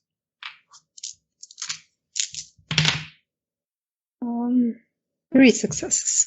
3 successes. So you see that as he was reaching there was some plan and confidence in him. He knew what he was doing. And you see he rips open the drawer, looks inside, and something shifts. There is this surprised, worried look, almost shock there.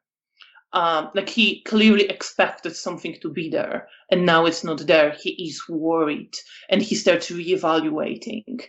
And his confidence, that was pretty reasonable, is immediately gone. I'm gonna rub what I'm saying, my brain's completely mush. I will run up to him with Nastia. Yeah. And are you seeing this? I am. I'm glad you're here. You should stay within eyesight. We need to get to the basement to get white phosphorus right now. Okay. Lead the way. And he starts moving into the living room and keeping you clearly within eyesight. And he's moving with purpose now. There is still this worry, this anxiety, but he knows what he needs to do. He's scared, but he's controlling it. He's very focused on getting to the basement.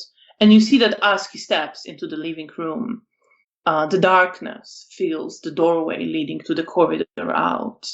And this black, oily emptiness that looks deeper than any shadow you've seen extends from the doorway. And the shadows start dripping up from the floor and dripping down from the ceiling, and the streams of darkness that have been swirling and extending and crawling around the air start coalescing together, some forming tendrils, the arms of darkness, like the ones you've seen at the Elysium, but more of them, way more of them. And some forming a silhouette of a firmer form, a shape of a body that still appears to be shifting and readjusting. And it is a tall, standing very straight silhouette, formed of darkness and dressed in shadows. Why it's hot? I mean, it's meant to be. And dressed in shadows that envelop it like a dark robe. And you see the face, sometimes obscured by shadows, but you catch a glimpse of grayish paled skin and revealing completely dark eyes that look darker and deeper than any Why does it sound human like Michael? or kindred eyes. They are empty and suffocating, looking like in them there's only endless abyss. Okay. Which is quite hot, I agree. Right. Sigmund stops at that. I look at Sigmund. He's like in charge here. Sigmund kind of looks around as this figure speaks with a deep voice and says, "Something missing." Sigmund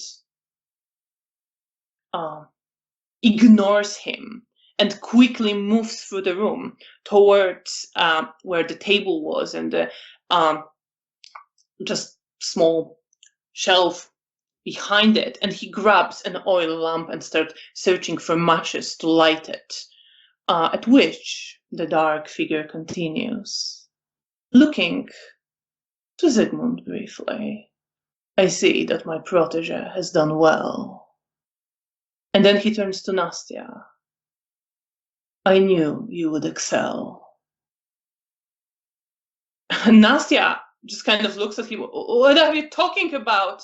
I will just stand in front of her and like hide her behind me. You stand in front of her, she kind of, she doesn't quite hide behind you. She's still looking at the figure, but she is behind you. And she's like, I don't understand. And he just turns to her and looks at her over you. Waits a moment, and you can see at this moment, Zygmunt is lighting the oil lamp. There is a flame there that, from which some of the dark tendrils recoil a little bit. And the dark figure looking at Nastia says, remember. At which, roll perception and empathy. Oh god. That's the most time I rolled this roll in one session. Oh no, it's bad, it's a bodge. Oh my god, okay. So you don't see anything until you hear Nastia scream in pain and desperation and anger as she launches herself forward at you because you're standing in front of her. And at this point you see that Zygmunt throws the oil lamp, which shatters under the dark figure's feet, splashing burning oil at it, and the dark figure recoils, at which Zygmunt starts going for the door. Okay, and we'll come back to that. But tell me what you'll be doing. No, it's okay. Tell me what. Then we'll come back to it in a moment. Meanwhile, there are fires lit around you.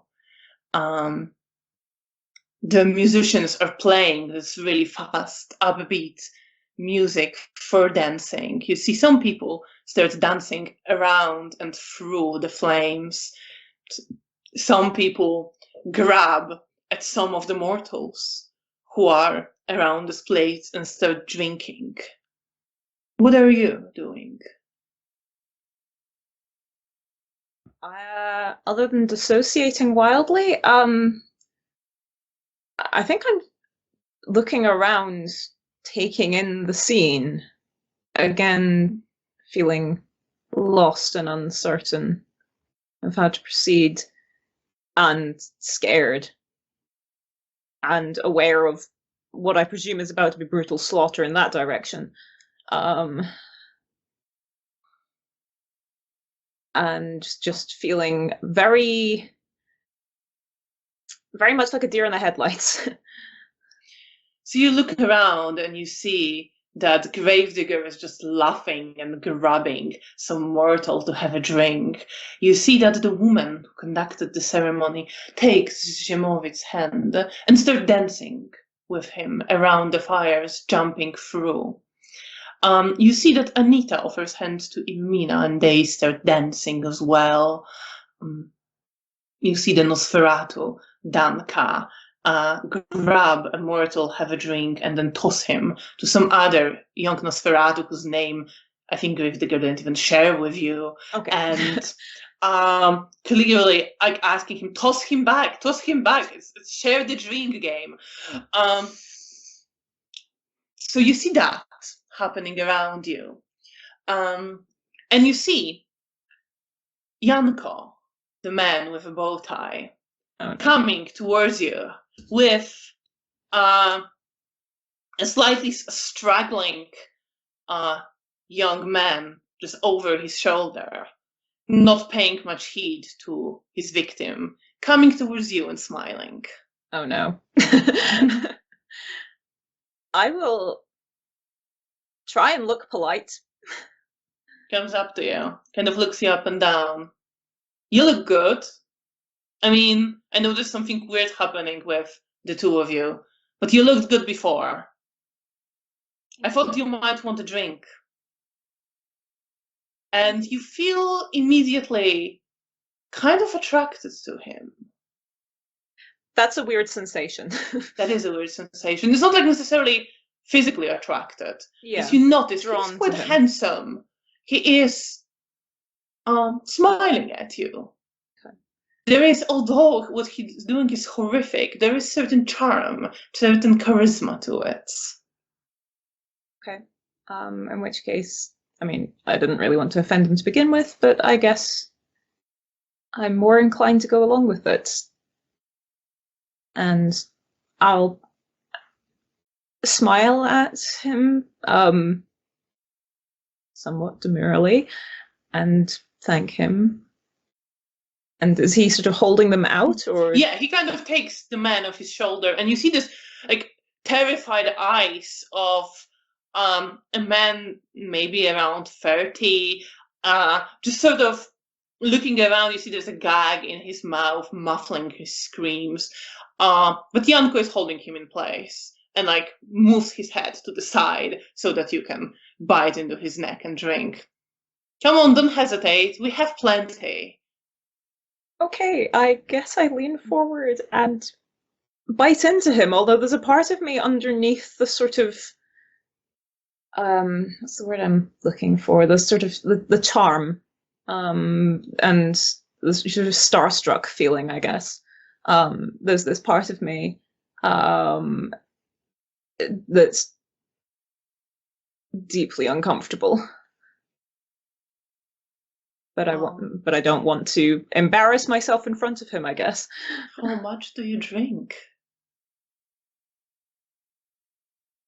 Start at the party, 2. So, take 2 last points. At which he looks to you, smiles. He takes a little bit of a drink of this man as well. I'll say thank you.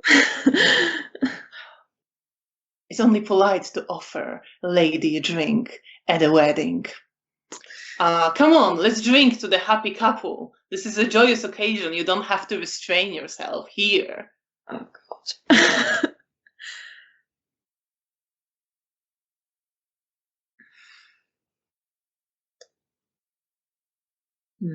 I'm trying to think what wins out here. I'm going to roll a single dice and just make up my mind. Yeah, fuck it. Okay, feeling just this part of me inside is kind of screaming at me. I lean forward and take another bite. How much do you drink? I guess 2, because then I'm full. So you drink another 2, and he has a little bit more, and he kind of raises the man a bit as if in toast as you're drinking. I think there's a part of me that wants to go along with this behavior, I guess, sort of takes the hand of the man and sort of raises it almost as a toast back to him. He smiles at that, very happy. Very beautiful smile. Yeah, and it almost wipes away the incoherent screaming going on the inside. And then he sort of looks at the man, tries with his fangs. There's a little bit more left in the bottle of sorts. So let's drink to our friendship. To our friendship. I guess I'll go again. And I think that sort of building sensation of fear is building, but also there's this sort of almost frenzied urge to not, like, to impress him, to not mess this up. And I try and argue with myself that I'm doing this for Arik. And so I ignore myself. And I'll bite again. And you drink. Yeah. Although you don't have to, and you are Although I don't full. have to.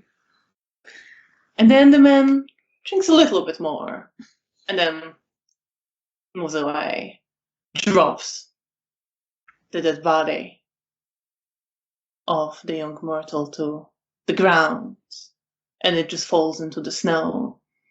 And he smiles at you. Well, enjoy yourselves. I will want to dance with you later. I hope you also enjoy yourself. He smiles, a beautiful smile, as he walks away, where someone is calling to him. And he comes up to the man calling him with a bit of exasperation, like he can't be bothered to speak to him, and looks back at you again with this smile. I smile back at him. If he turns away again, I think that's the point where my eyes sort of fall down to the snow and see the young man lying there dead. You do see him. Do you wish to roll for conscience right now, or do you think it would be more appropriate later? Well, let's find out.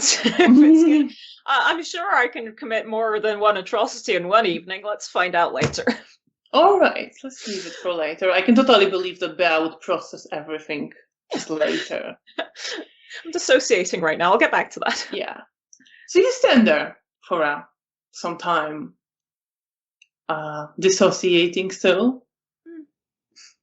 And at some point, unless you wish to look for someone or wish to do something.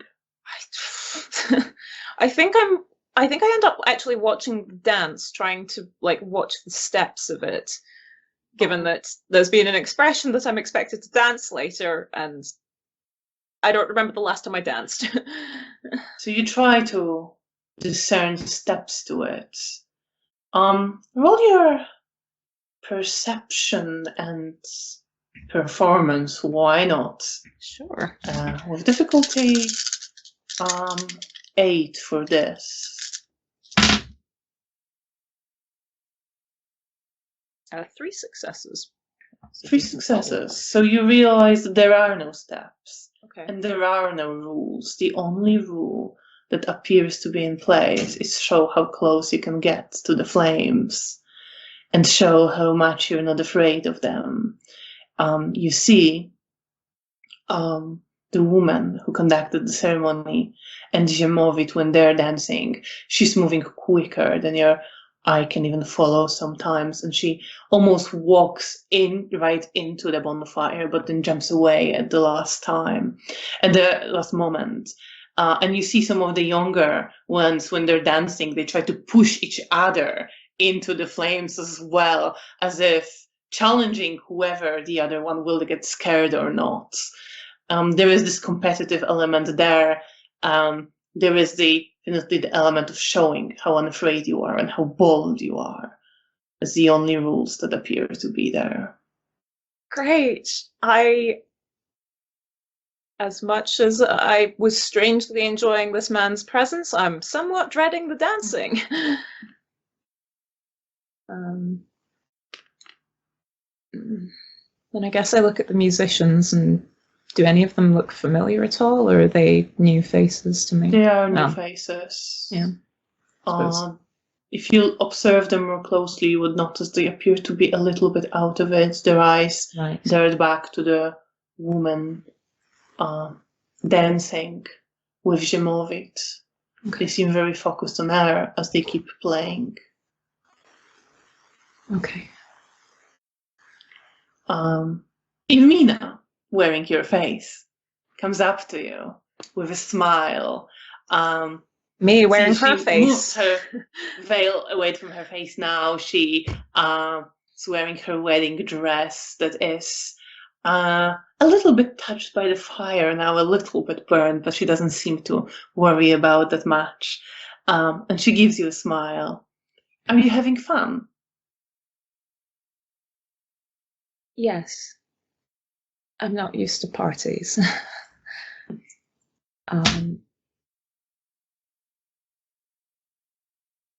And I pause for a moment as an idea comes into my mind. Since weddings, one traditionally gives gifts.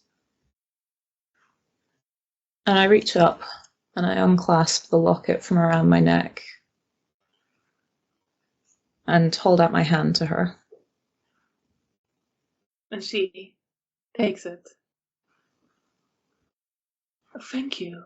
And she focuses on it for a moment. And then she smiles. Thank you. It's a wonderful gift. And she clasps it around her neck. Oh, I'm really glad you came. But why didn't you bring the +1? I know there is a boy you like. I look at her confused.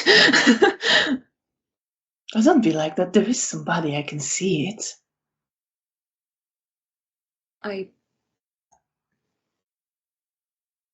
And I try and focus on who she might be referring to. And I mean, I like. What? Well, I don't know exactly who he is. I'm sure you'll figure it out.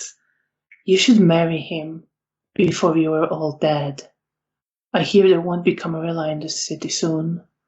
She says, and you see this concern and this well-meaning on her face as she says that. Well, I'll have to find him then. You better do. But for tonight, you have fun. You are a guest here. Thank you for your hospitality. And she turns back from you and jumps over a bonfire, swirling. And I think I'm now just standing there, like, partially processing the burning fire and the people being murdered, and then also going, wait, who is she talking about? Well, she doesn't know. I don't know. And I think I'm sort of distracting myself from the horror around me, trying to figure out this puzzle. Is there anything that pops into Bear's mind, do you think? Or is she too dissociated and confused? I think back to that sensation that was generated by Yanko. Mm-hmm. And it feels not unfamiliar, but not quite the same. And I'm now just trying to think about where that feeling would come from.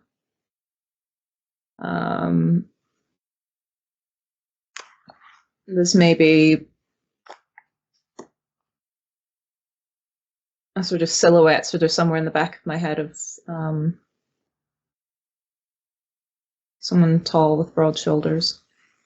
A particular silhouette of a long coat, but I think at the moment I'm a little too overwhelmed to sort of think too much as to who that might be, but it at least feels not wrong. And I'm a little, I don't know. And you're trying to figure out that puzzle in the middle of a Sabbat party. Meanwhile, Janina.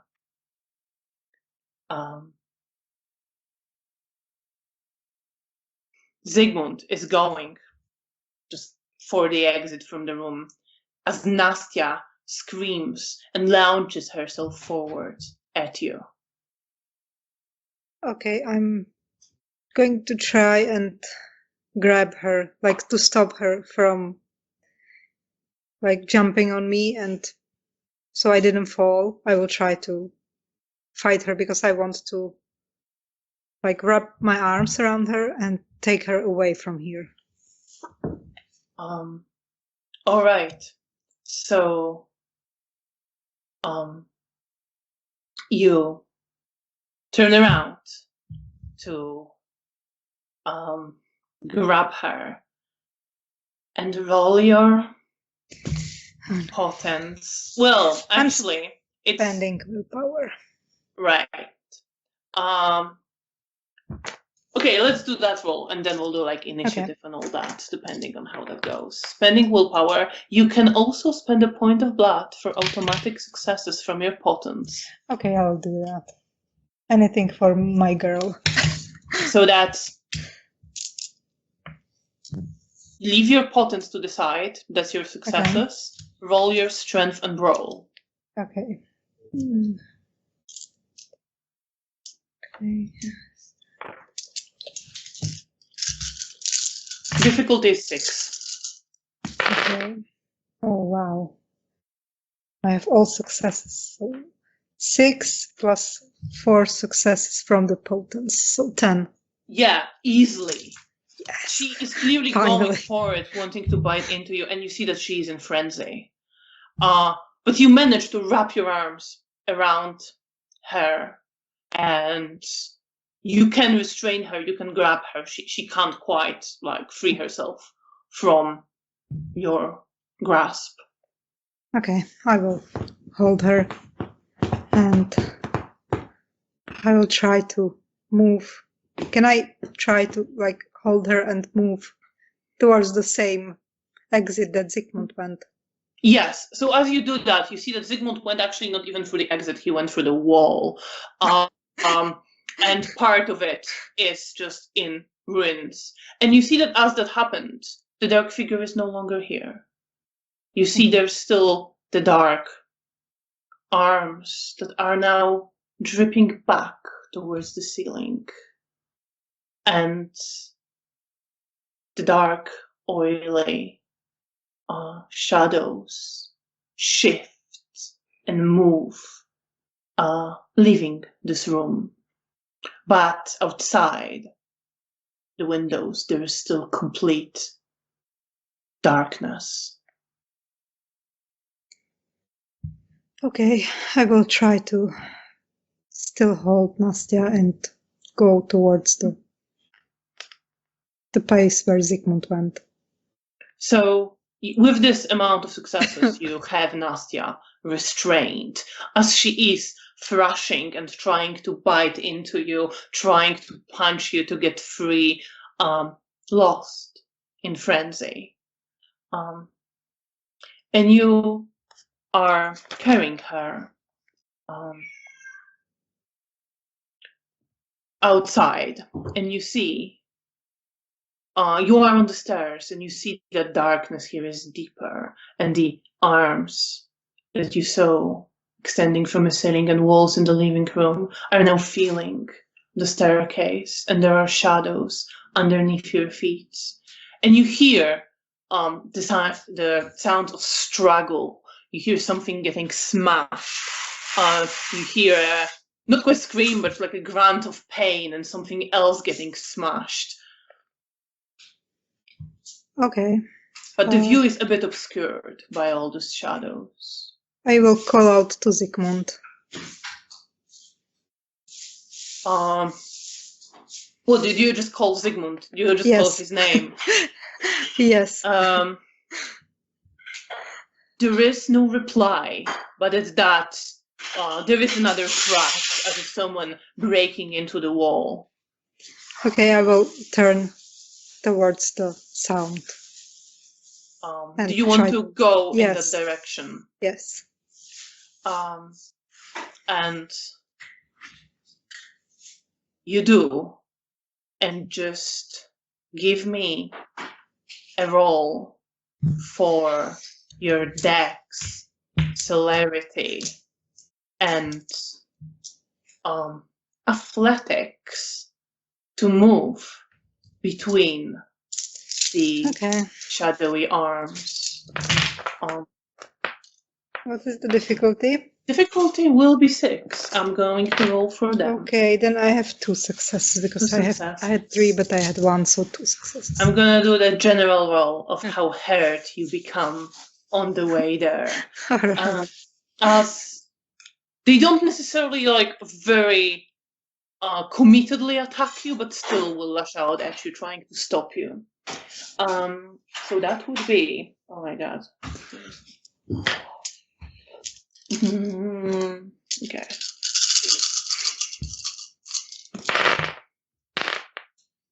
You had 2 successes. So they will hit you a little bit on the way. Roll your stamina, please. Yeah. And if you have 10s, they will count double because of your Okay. specialty. I have no success. You have no successes. Oh, No. I'm not. Oh, no. I'm not doing good. Okay, let's see how many they deal.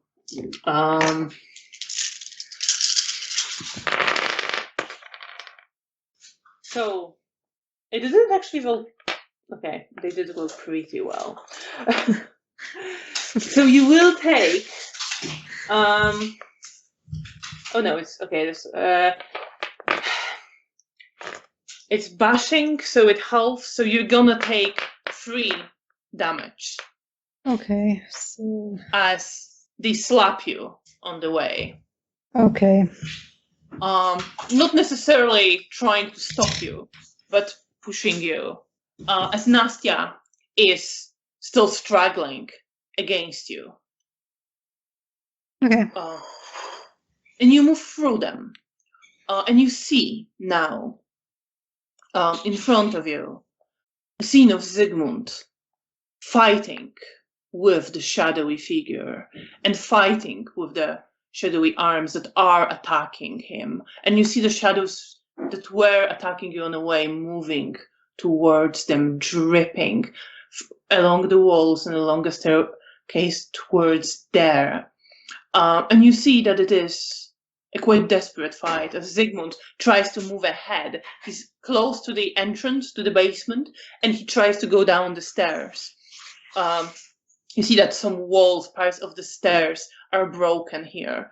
And you see that although he's trying, he's clearly losing this fight as the darkness wraps itself around him. And he's moving very quickly, very strongly, but it is a very desperate attempt to just keep going. Do you wish to do anything? I'm still struggling with Nastia. Is there like something I could stake her with so I could just leave her and help Zygmunt without her attacking us?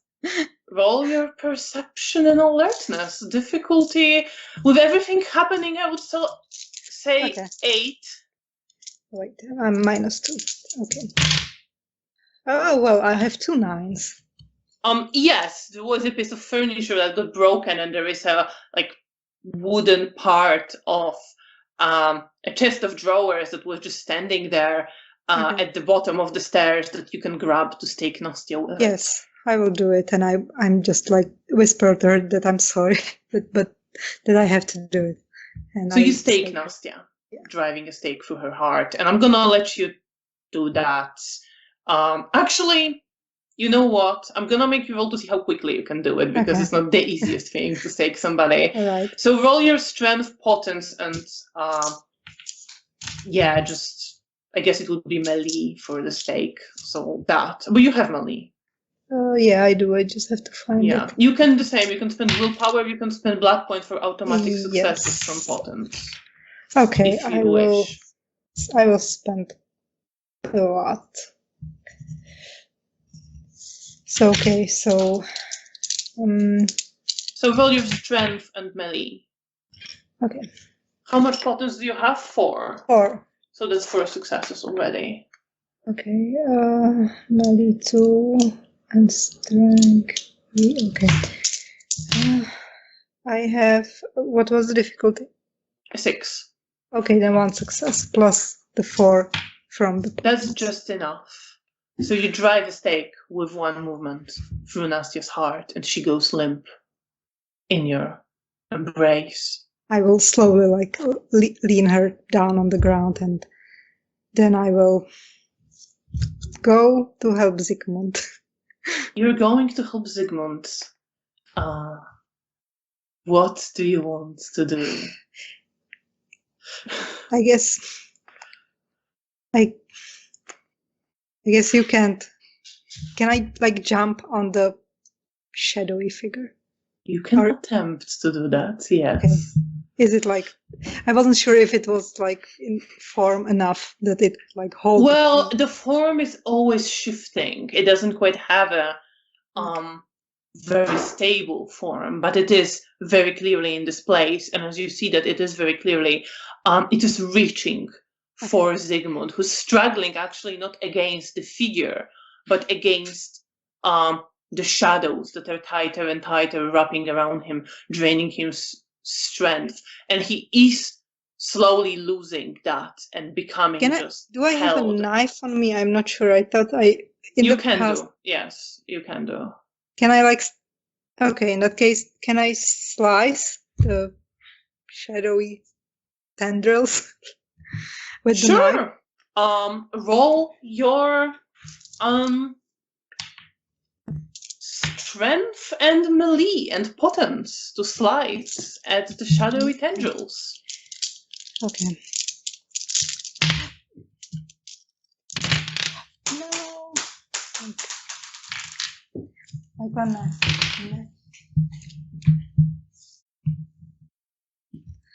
Have to reroll the one. Okay. I think I rolled the same thing that I rolled before.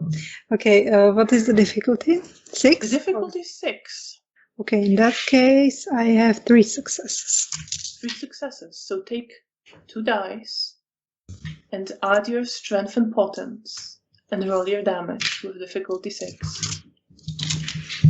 Okay. Oh, could be better. I have 3 9s. 3 9s. 3 9s. So you do manage to cut across one of these tendrils a little bit, and it does a little bit recoil from Zygmunt. At which the shadowy figure briefly looks to you. And then another shadow tendril moves to slap you. And I think at that we will roll initiative, actually.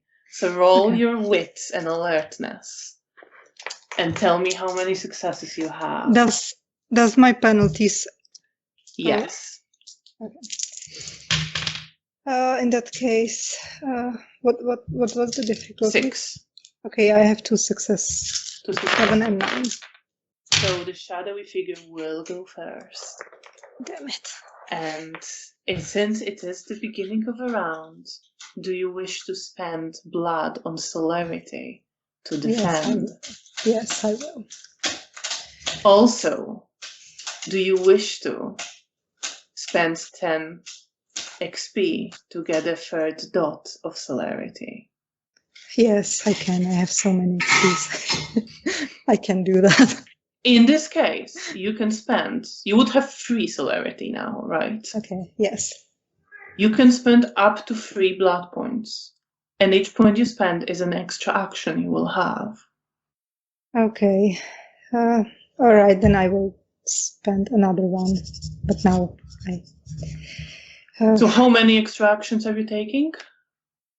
I spent 2 blood points. 2 blood points.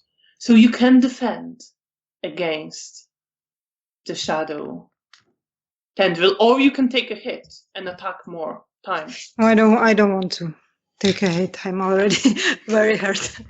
Then roll your dex and athletics. And I'm gonna roll for this thing.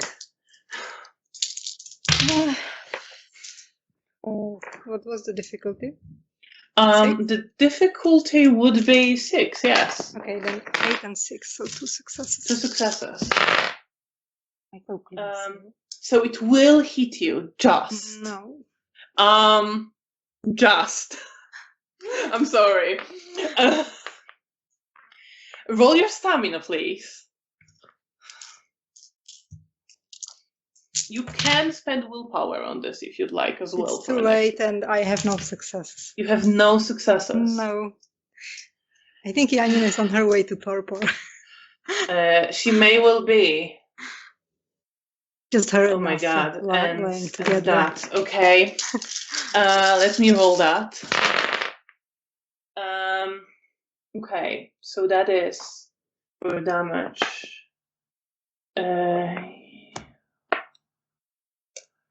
You will take another 3 Okay, I'm in torpor. damage. So you were about to. You started moving faster. You wanted to keep slashing at the tendrils. As before you can attack, you almost moved out of the way, but one of them just caught you across the chest. And as it hits you and you are falling, you do see Zygmunt struggling as the shadowy figure grabs him and grabs his head and bites into his neck. And then everything goes dark. Oh no. Meanwhile, Not the daddy. oh my god. Meanwhile, Bea, you're standing there, lost among the Sabbat party. What are you doing? What are you thinking? Is there anyone? You're on mute, Faye, by the way.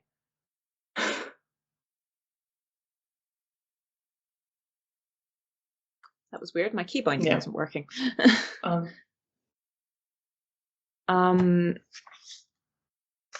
think I spent some time focusing on the puzzle. Then I eventually grow frustrated, and I imagine that there's some sort of scream or laughter that's just slightly louder that sort of pulls me out of it. Has anything changed since I got distracted, or is it still the same? A little bit. You do see the woman who conducted ceremony walking around with Anita, and they walk just past you, and the woman is saying, I know, they get insufferable as they grow older. It is truly the curse of their clan. But Anita, when they're young, they're so thrilling, when they're so eager to experiment. You really should get yourself a young Zimishi. Not this one, but the next one, when the next one comes around. And they walk away. Okay. And at that, you also see Zimowit, who's coming your way. Oh shit. And you see his eyes definitely travel following the woman who conducted the ceremony. But then they fall to you. And he comes up to you. I will bow my head to him, since I know he's important. Roll your perception and alertness with difficulty 8 as he comes up to you. Sure.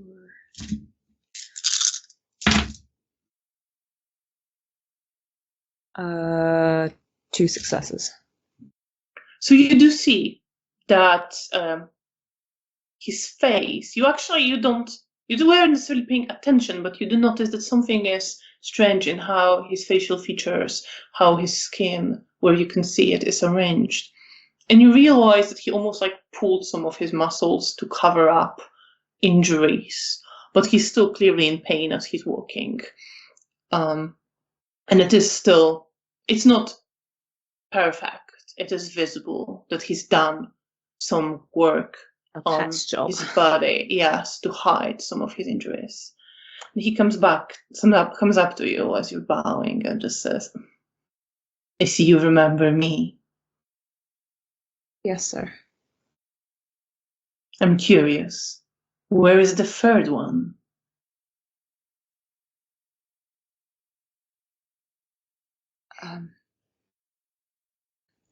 I presume that he means Janina, so unaware. Shame. She could make an exciting prey. I apologize if I've disappointed you. I'm sure there will be opportunities still. Her sister misses her, you know. It would be cruel to keep them apart for too long.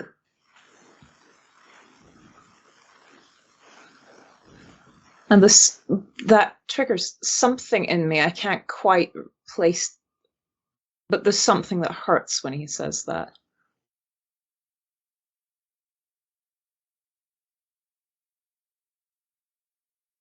Shimovic just looks to you. She really loved her.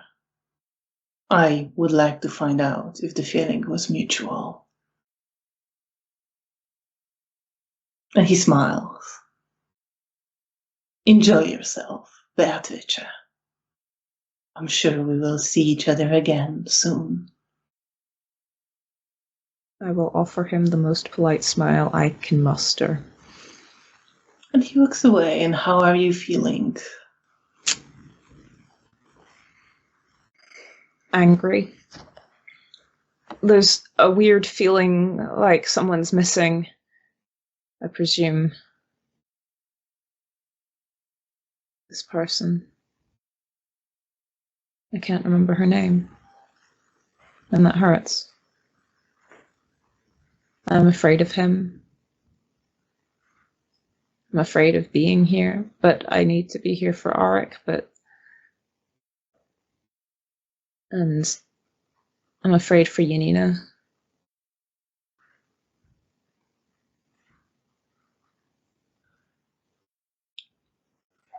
And as you're thinking that, you start hearing cheering around you as people are clapping and just going, whoa!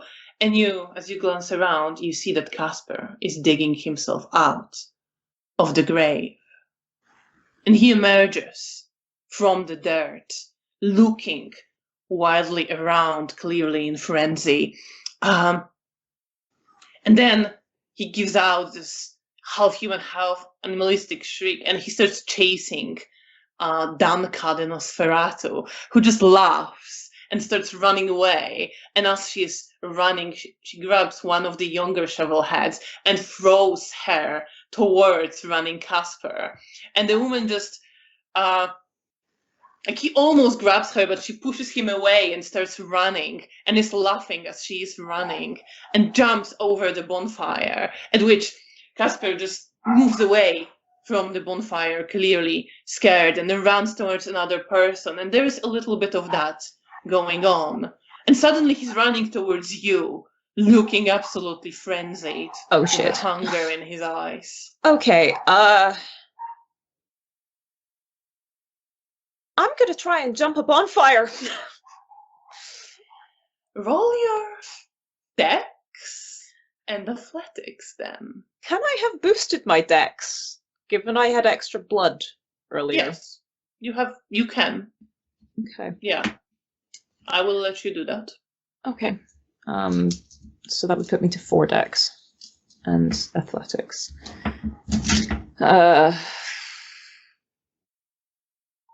Difficulty, I think, will be 8. And before you actually roll that, as you're running towards the bonfire, roll your courage. Okay. With Can I do difficulty this? 8. Wait. I have 2 8s and a 10. You can go for it. Oh god. Then go for it. Oh no.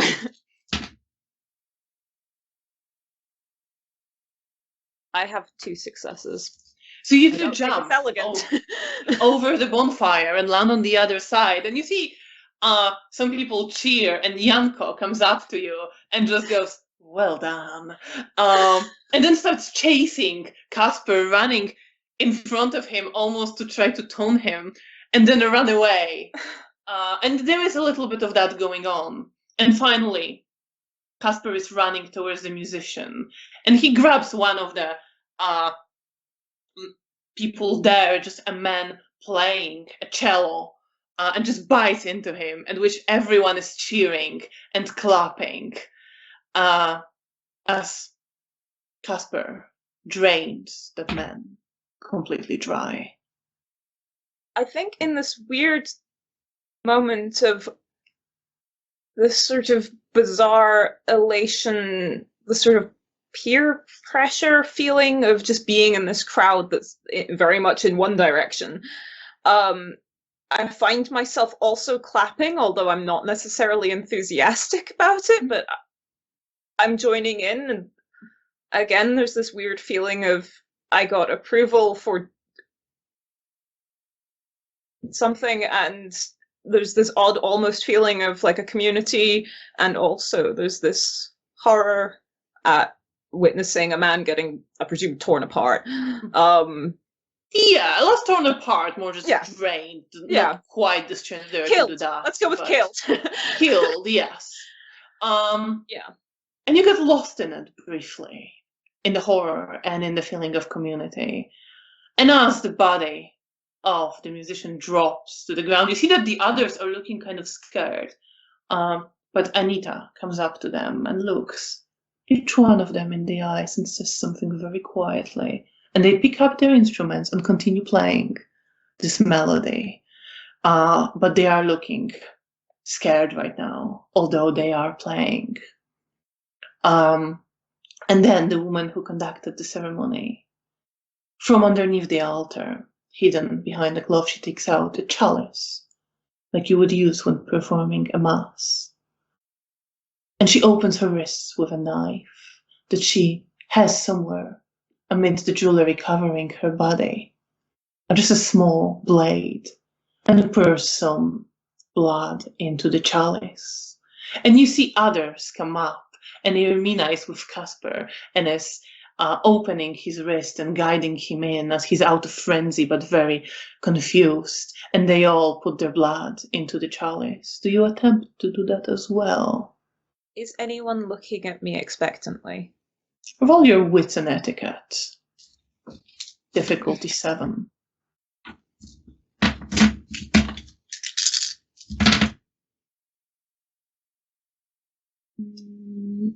That's one success. One success. So, also because you roll so well on Anita, you do see her observing you very closely, and you know that she's just waiting for you to make a wrong move and attempt it, and that you're not expected to do that and not allowed to do that.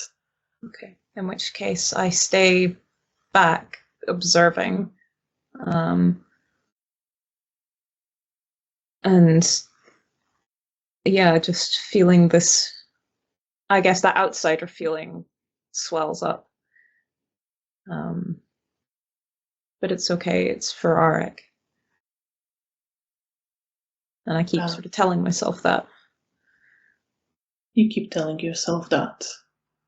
As you see the members of the Sabbat mix their blood in the chalice, and the woman who conducted the ceremony take a chalice in her hands and raise it, and then take a sip, and they're all drinking the blood that they have mixed together. Meanwhile, Janina, you wake up to the taste of Vita in your mouth.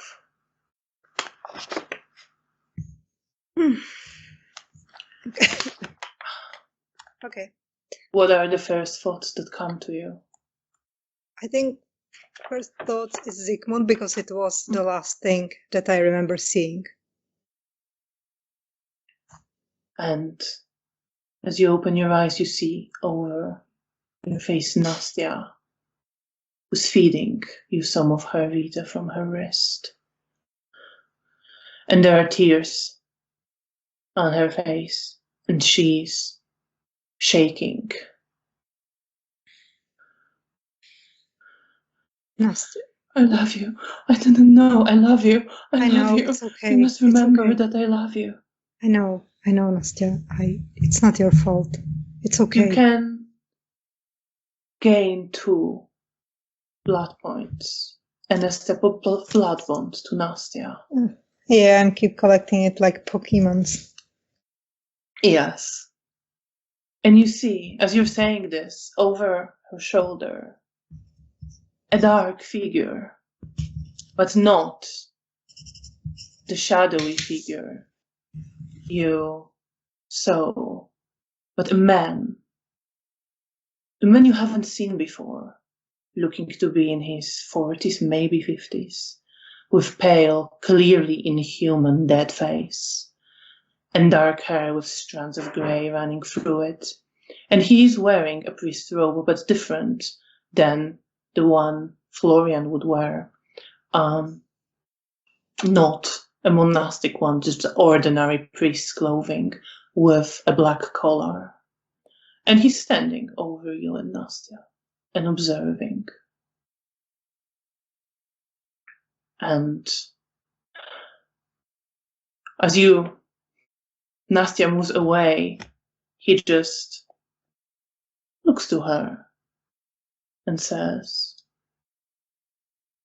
"Do you wish to take her soul to remind yourself of what you were and celebrate the success of your mission?" And Nastia just looks to him, like terrified, and she kind of moves to hide you from him and still staying on the floors. "Please, no, please don't hurt her. Please don't do this." What are you feeling, Janina? What's running through your head? I just look at the man and Nastia, and I'm in disbelief that this is happening, but I have no hate or feeling of betrayal towards Nastia. I know it's not her fault. Do you have feelings towards the man? Yes, I feel that Zygmunt's dead and that it's his fault, and I hate him, and I'm scared of him, but not to the point that I would start begging him to spare me. It's more like I know he's bad news, and I know that I'm in deep shit. So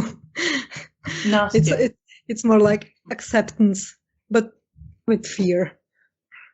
Nastia is begging for you, though, saying, "Please, I need her. Please don't hurt her. Please just let her be.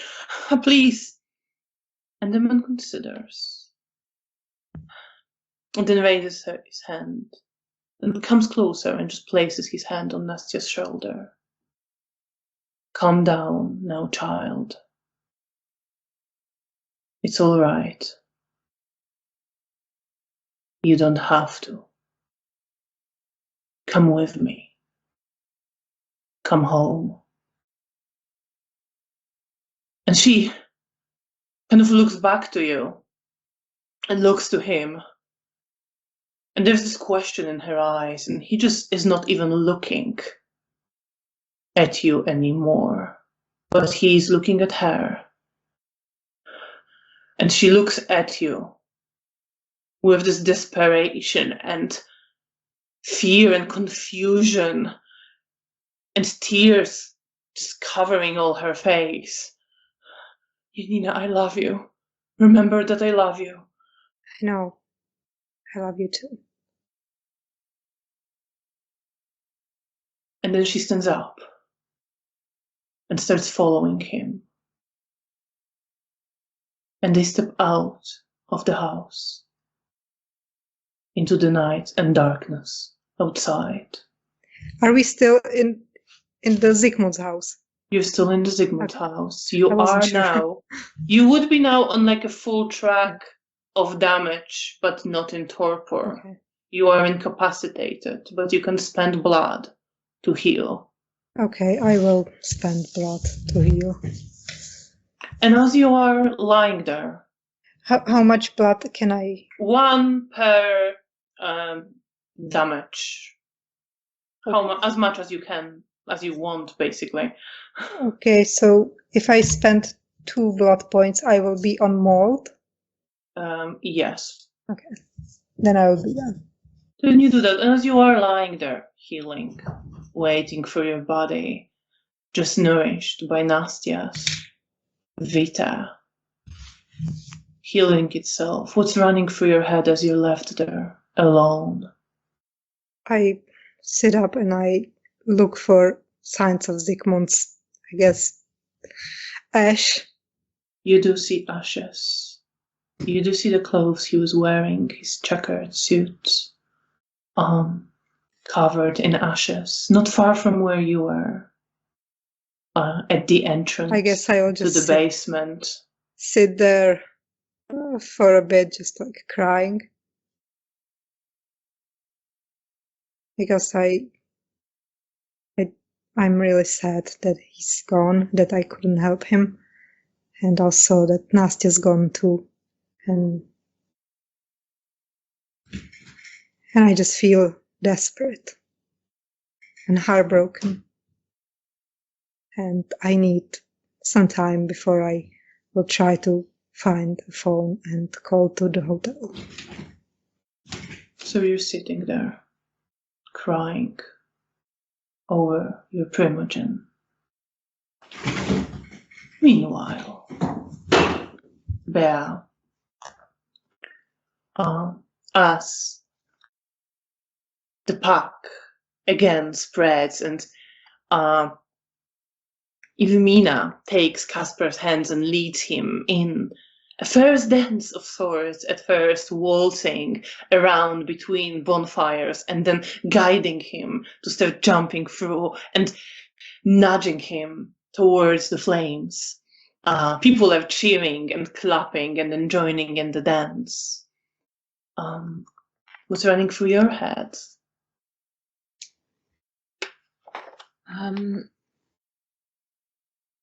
I think the sort of numbness is setting in. And I think I end up joining in while feeling that sort of numb horror in my chest. So you join in and you're dancing, and Janko takes you by the hand at some point and is dancing with you. Roll your self-control. What's the highest thing you have? I've got 2 9s. Yeah, you're good. Okay. I think the numbness is helping. Yeah, absolutely. Yeah. So you're dancing with him, jumping over the bonfires, getting lost in what is going on for quite some time. And eventually, you find yourself looking around as there is a break in dancing, as Janko goes to grab another person to drink. And you notice that Casper is looking at you, staring.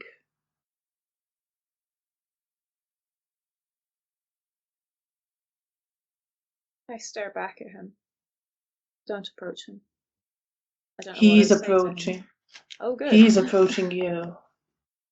With a bit of confusion on his face, you see that his suit is now covered in dirt, partially burned from where he clearly fell into the fire. And he looks to you, just considering you for a moment, and says, "Do I know you?" I was about to ask you the same thing. I feel like I do, but I'm not sure. Who are you?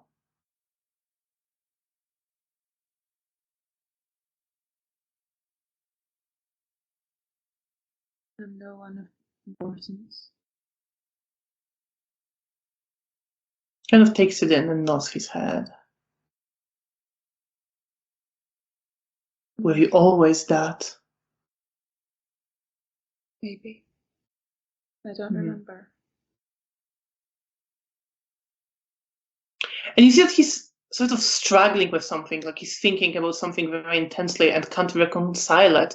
And it is irritating him a lot, very clearly. And then he shakes his head.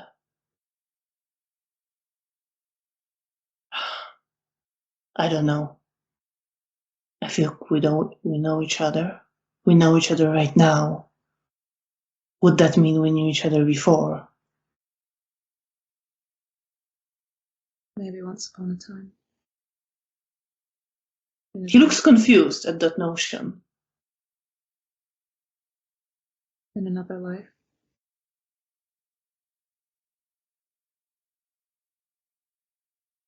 Different people.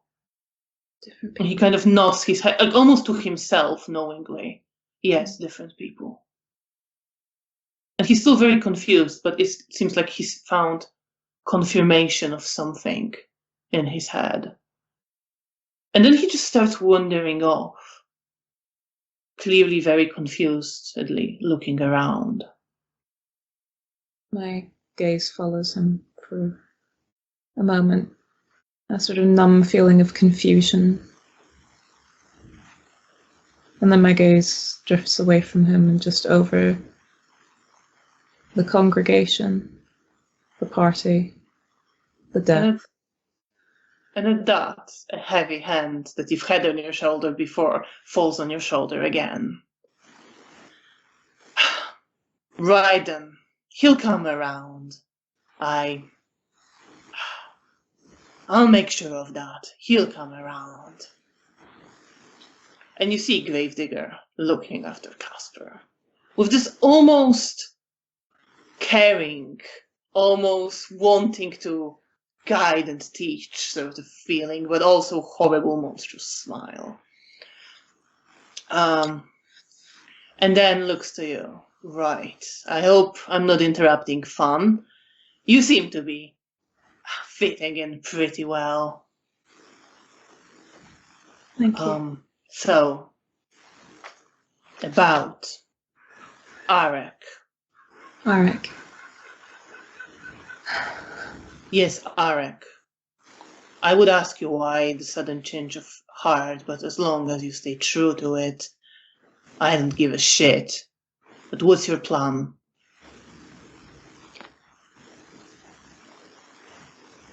And I focus on it. I can bring him some blood. I know where he's being held. I can get him out of there. Good. Do you need any help from our side? Because I want my boy back. Just somewhere to take him to. Well, we hang around here from time to time. Okay. And you know, well,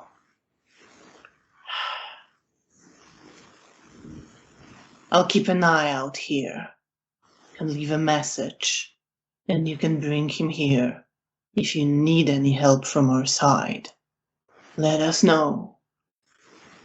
We will come in for one of our own. And you see this dedication and like he's very serious right now. And again, I have this yearning for this feeling of community, this feeling of care. I can do this. I can help him. Do that. And then he just smiles his horrible smile again at you. I must say, I didn't take you for one with any spine. But there may yet be something worthwhile that comes out of you. Maybe. Don't worry, kid.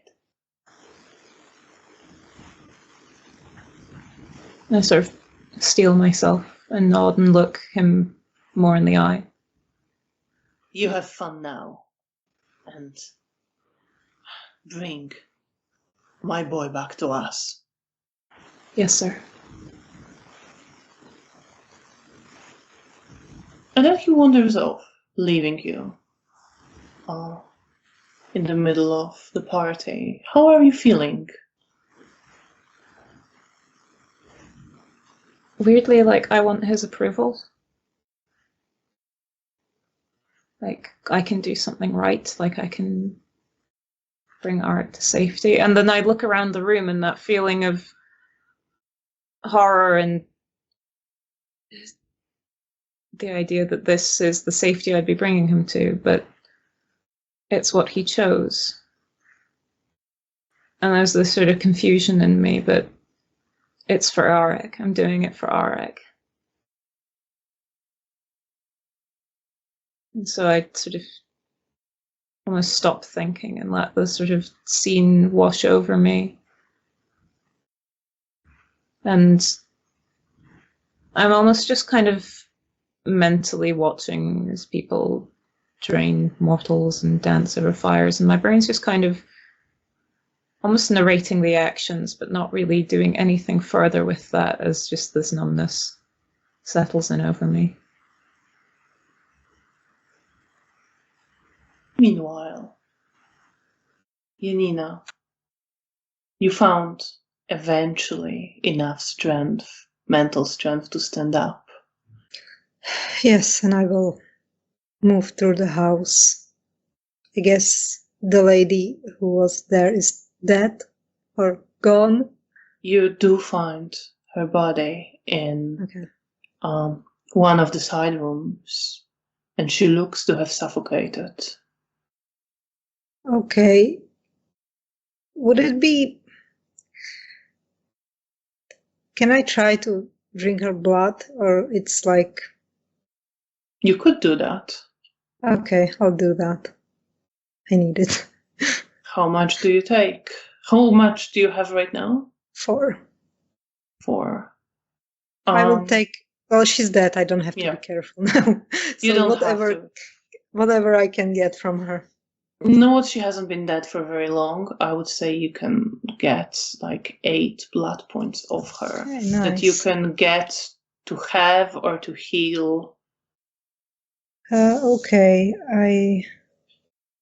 Okay, so I will write them all, and I will heal. How did you say for 1 blood? It's 1 damage for 1 blood point, except for the aggravated damage that okay. you had before. Okay, that then. would be 5. All right, in that case, I will take another.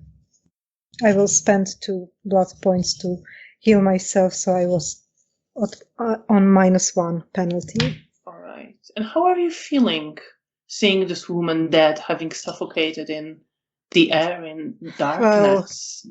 The woman you've seen here many times, you've seen her accompany Zygmunt. She greeted you here, and now you're drinking. I'm sad and I feel corpse. bad, but she's dead. There's nothing I can do for her. No, there isn't. So I just accept it, and I don't have enough mental strength to grieve for her. Of course.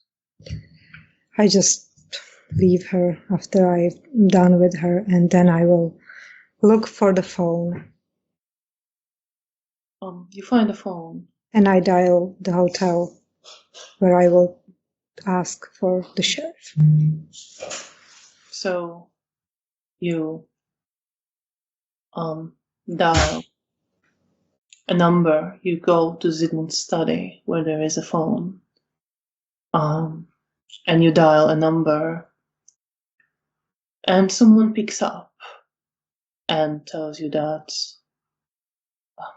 the sheriff has recently just left. Oh, okay. Is there anyone else? Oh. I'll get you somebody. And please wait, Miss Shivak. And eventually you hear Nosferatu Clemens on the phone. Well, hello. Hello. It's Janina. I'm at Zygmunt's place, and something horrible happened. We were attacked, and Zygmunt, he's gone. He's gone. Gone. Like gone. I watched him die. You hear some movement and there's a moment of silence. And then Clement says, well, the sheriff and your sire and Jagoda are on their way. They got the call from Zygmunt. Something was happening before, so they should be there soon. Okay, I'll wait. I'll wait then. Right. Just tell it to the prince, I guess. I will. Thank you. Are you okay? Yeah, I was hurt, but I'm fine. But Nastia, she's gone. Not like Zygmunt. Well, I will explain later. Explain everything to Antoni.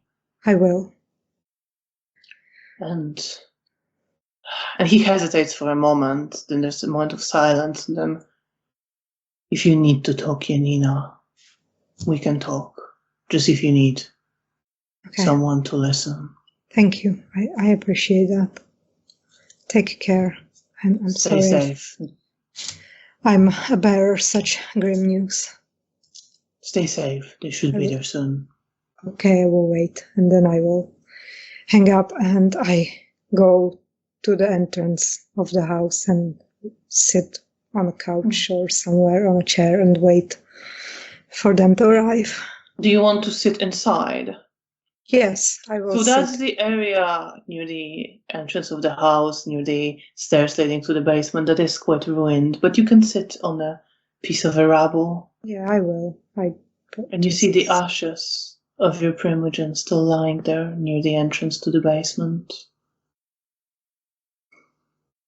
I just put my hands on my head and I just cry. And you sit there crying, waiting for the sheriff to arrive. Meanwhile, Bear, you are standing there, taking in the scene, and you see the beautiful woman dressed in nothing but jewelry start making her way towards you, her body swaying gently, her long red gold hair dancing in the light of the fires. She comes up to you. Beatrice, My lady. please walk with me. I will do so. How did you find tonight? And she starts leading you through the scene and then towards the building of the barracks, the way you came. I've never seen such a tight-knit community. We are united by love we feel for each other. And she smiles at that. And it is a genuine smile. And I nod. Do you find yourself wanting to join in? Yes. Yes, I do. She smiles at that. Then I'm sure there are some who would happily welcome you.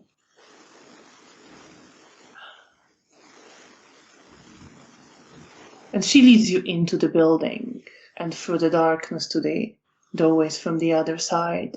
And you emerge on the other side of the barracks, where you can still hear the shouts and the music and see the light from the fire on the other side of the barracks, but it is colder here. It's a bit quieter. You just see the snow and the darkness of the city, and the dark shapes of ruined buildings in the distance as she leads you towards them. It says, sorry? I find myself sort of looking up to the sky briefly as we're walking, looking for any stars or the moon.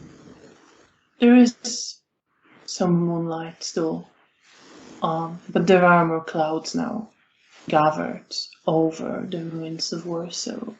And you see an odd star here and there, but most of the sky is clouded. And more clouds are moving in. The woman looks to you and says, I think it will be time for you to go now. But I am told you have made a promise. Yes. I say yes, and it's kind of before I've even sort of processed it, but it feels right. Then I just want you to know that you have nothing to fear from the Sabbat, as long as you intend to keep it. And if you keep it, I'm sure you could go all the way and join us, just like that lost young man did. And I find myself yearning to be close to Arik, for us to be friends again. She just says, take care of yourself, Beatrice. We'll be waiting for you. May you enjoy the rest of the party. She smiles and then starts walking away back towards the party. I'm left standing there, staring at the ruined city. And what are you feeling in that moment? Numbness. But I think the quietness and the sort of the cooler air is maybe starting to wash that away. And I'm starting to process the horrors that I've seen and that I've participated in. And I think at that, I would ask you to make 2 conscience rolls. One will be for what happened with Casper and what you allowed to happen, and one for the man you so joyfully killed. Out of politeness. Out of politeness. You can, if you'd like, I can let you roll twice and you can decide which one is for which. Okay. If that is something you would prefer. But you have to roll twice. Difficulty is 8. That's fine. I will start with the man who I killed. Since I think, did that happen first? No, I mean, the Casper thing has been happening over... What's happening over the process of it? Yes. Yeah, no, that's fair. Actually, I'll start with Casper. Why not? What was the difficulty? 8. I have 2 successes for that one, so we're off to a fantastic start. All right. And for the other man, I rolled the wrong number of dice. For that one, however, I have rolled none. So, you do not really remember the man you killed with Janko, and you will lose 1 humanity.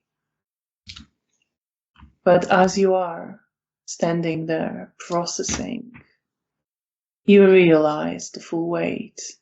You might not remember everything, but you know that you let this happen to Casper.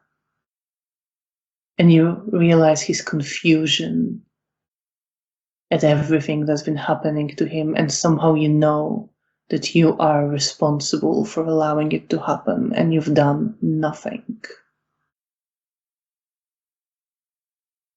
And I think it's sort of as I've been taking steps away from the building, and I just kind of keep walking, and just the tears start falling down my face. The bloody tears just staining Ermina's face, I suppose.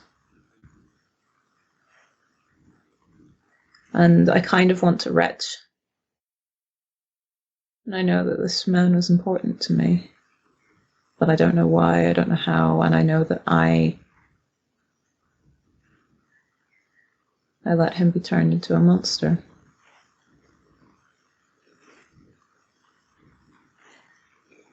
And you are walking away, crying with those thoughts, as you, Janina, are sitting by the ashes of Zygmunt Ray, the Bruja primogen, crying as well over his death.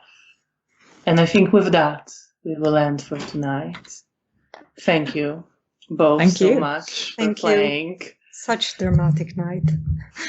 Had to be, since this is the last session before we take a summer break. Thank you all so much for joining us. We hope you enjoyed this episode and what happened in it, and all the emotions. And we will be taking a summer break now for about a month. And we will be back on the 22nd of August, the same time, 6:30 p.m. British Summer Time. Before that happens, we will be updating the calendar here on Twitch and also announcing it on Twitter. So if there is any change, we don't expect it to be, but life happens. So if something happens, we will update both Twitch calendar and the schedule on Twitter to let you know when we will return from the summer break. But for now, the date is 22nd of August. We hope you will return to see how Bea and Janina will continue after the events of this episode. Thank you all so much for your support and for following the story with us for 57 episodes now. And we hope to see you again here in a month. And until then, please enjoy yourself, have a good summer, and good night. Good night. Bye-bye. And thank you.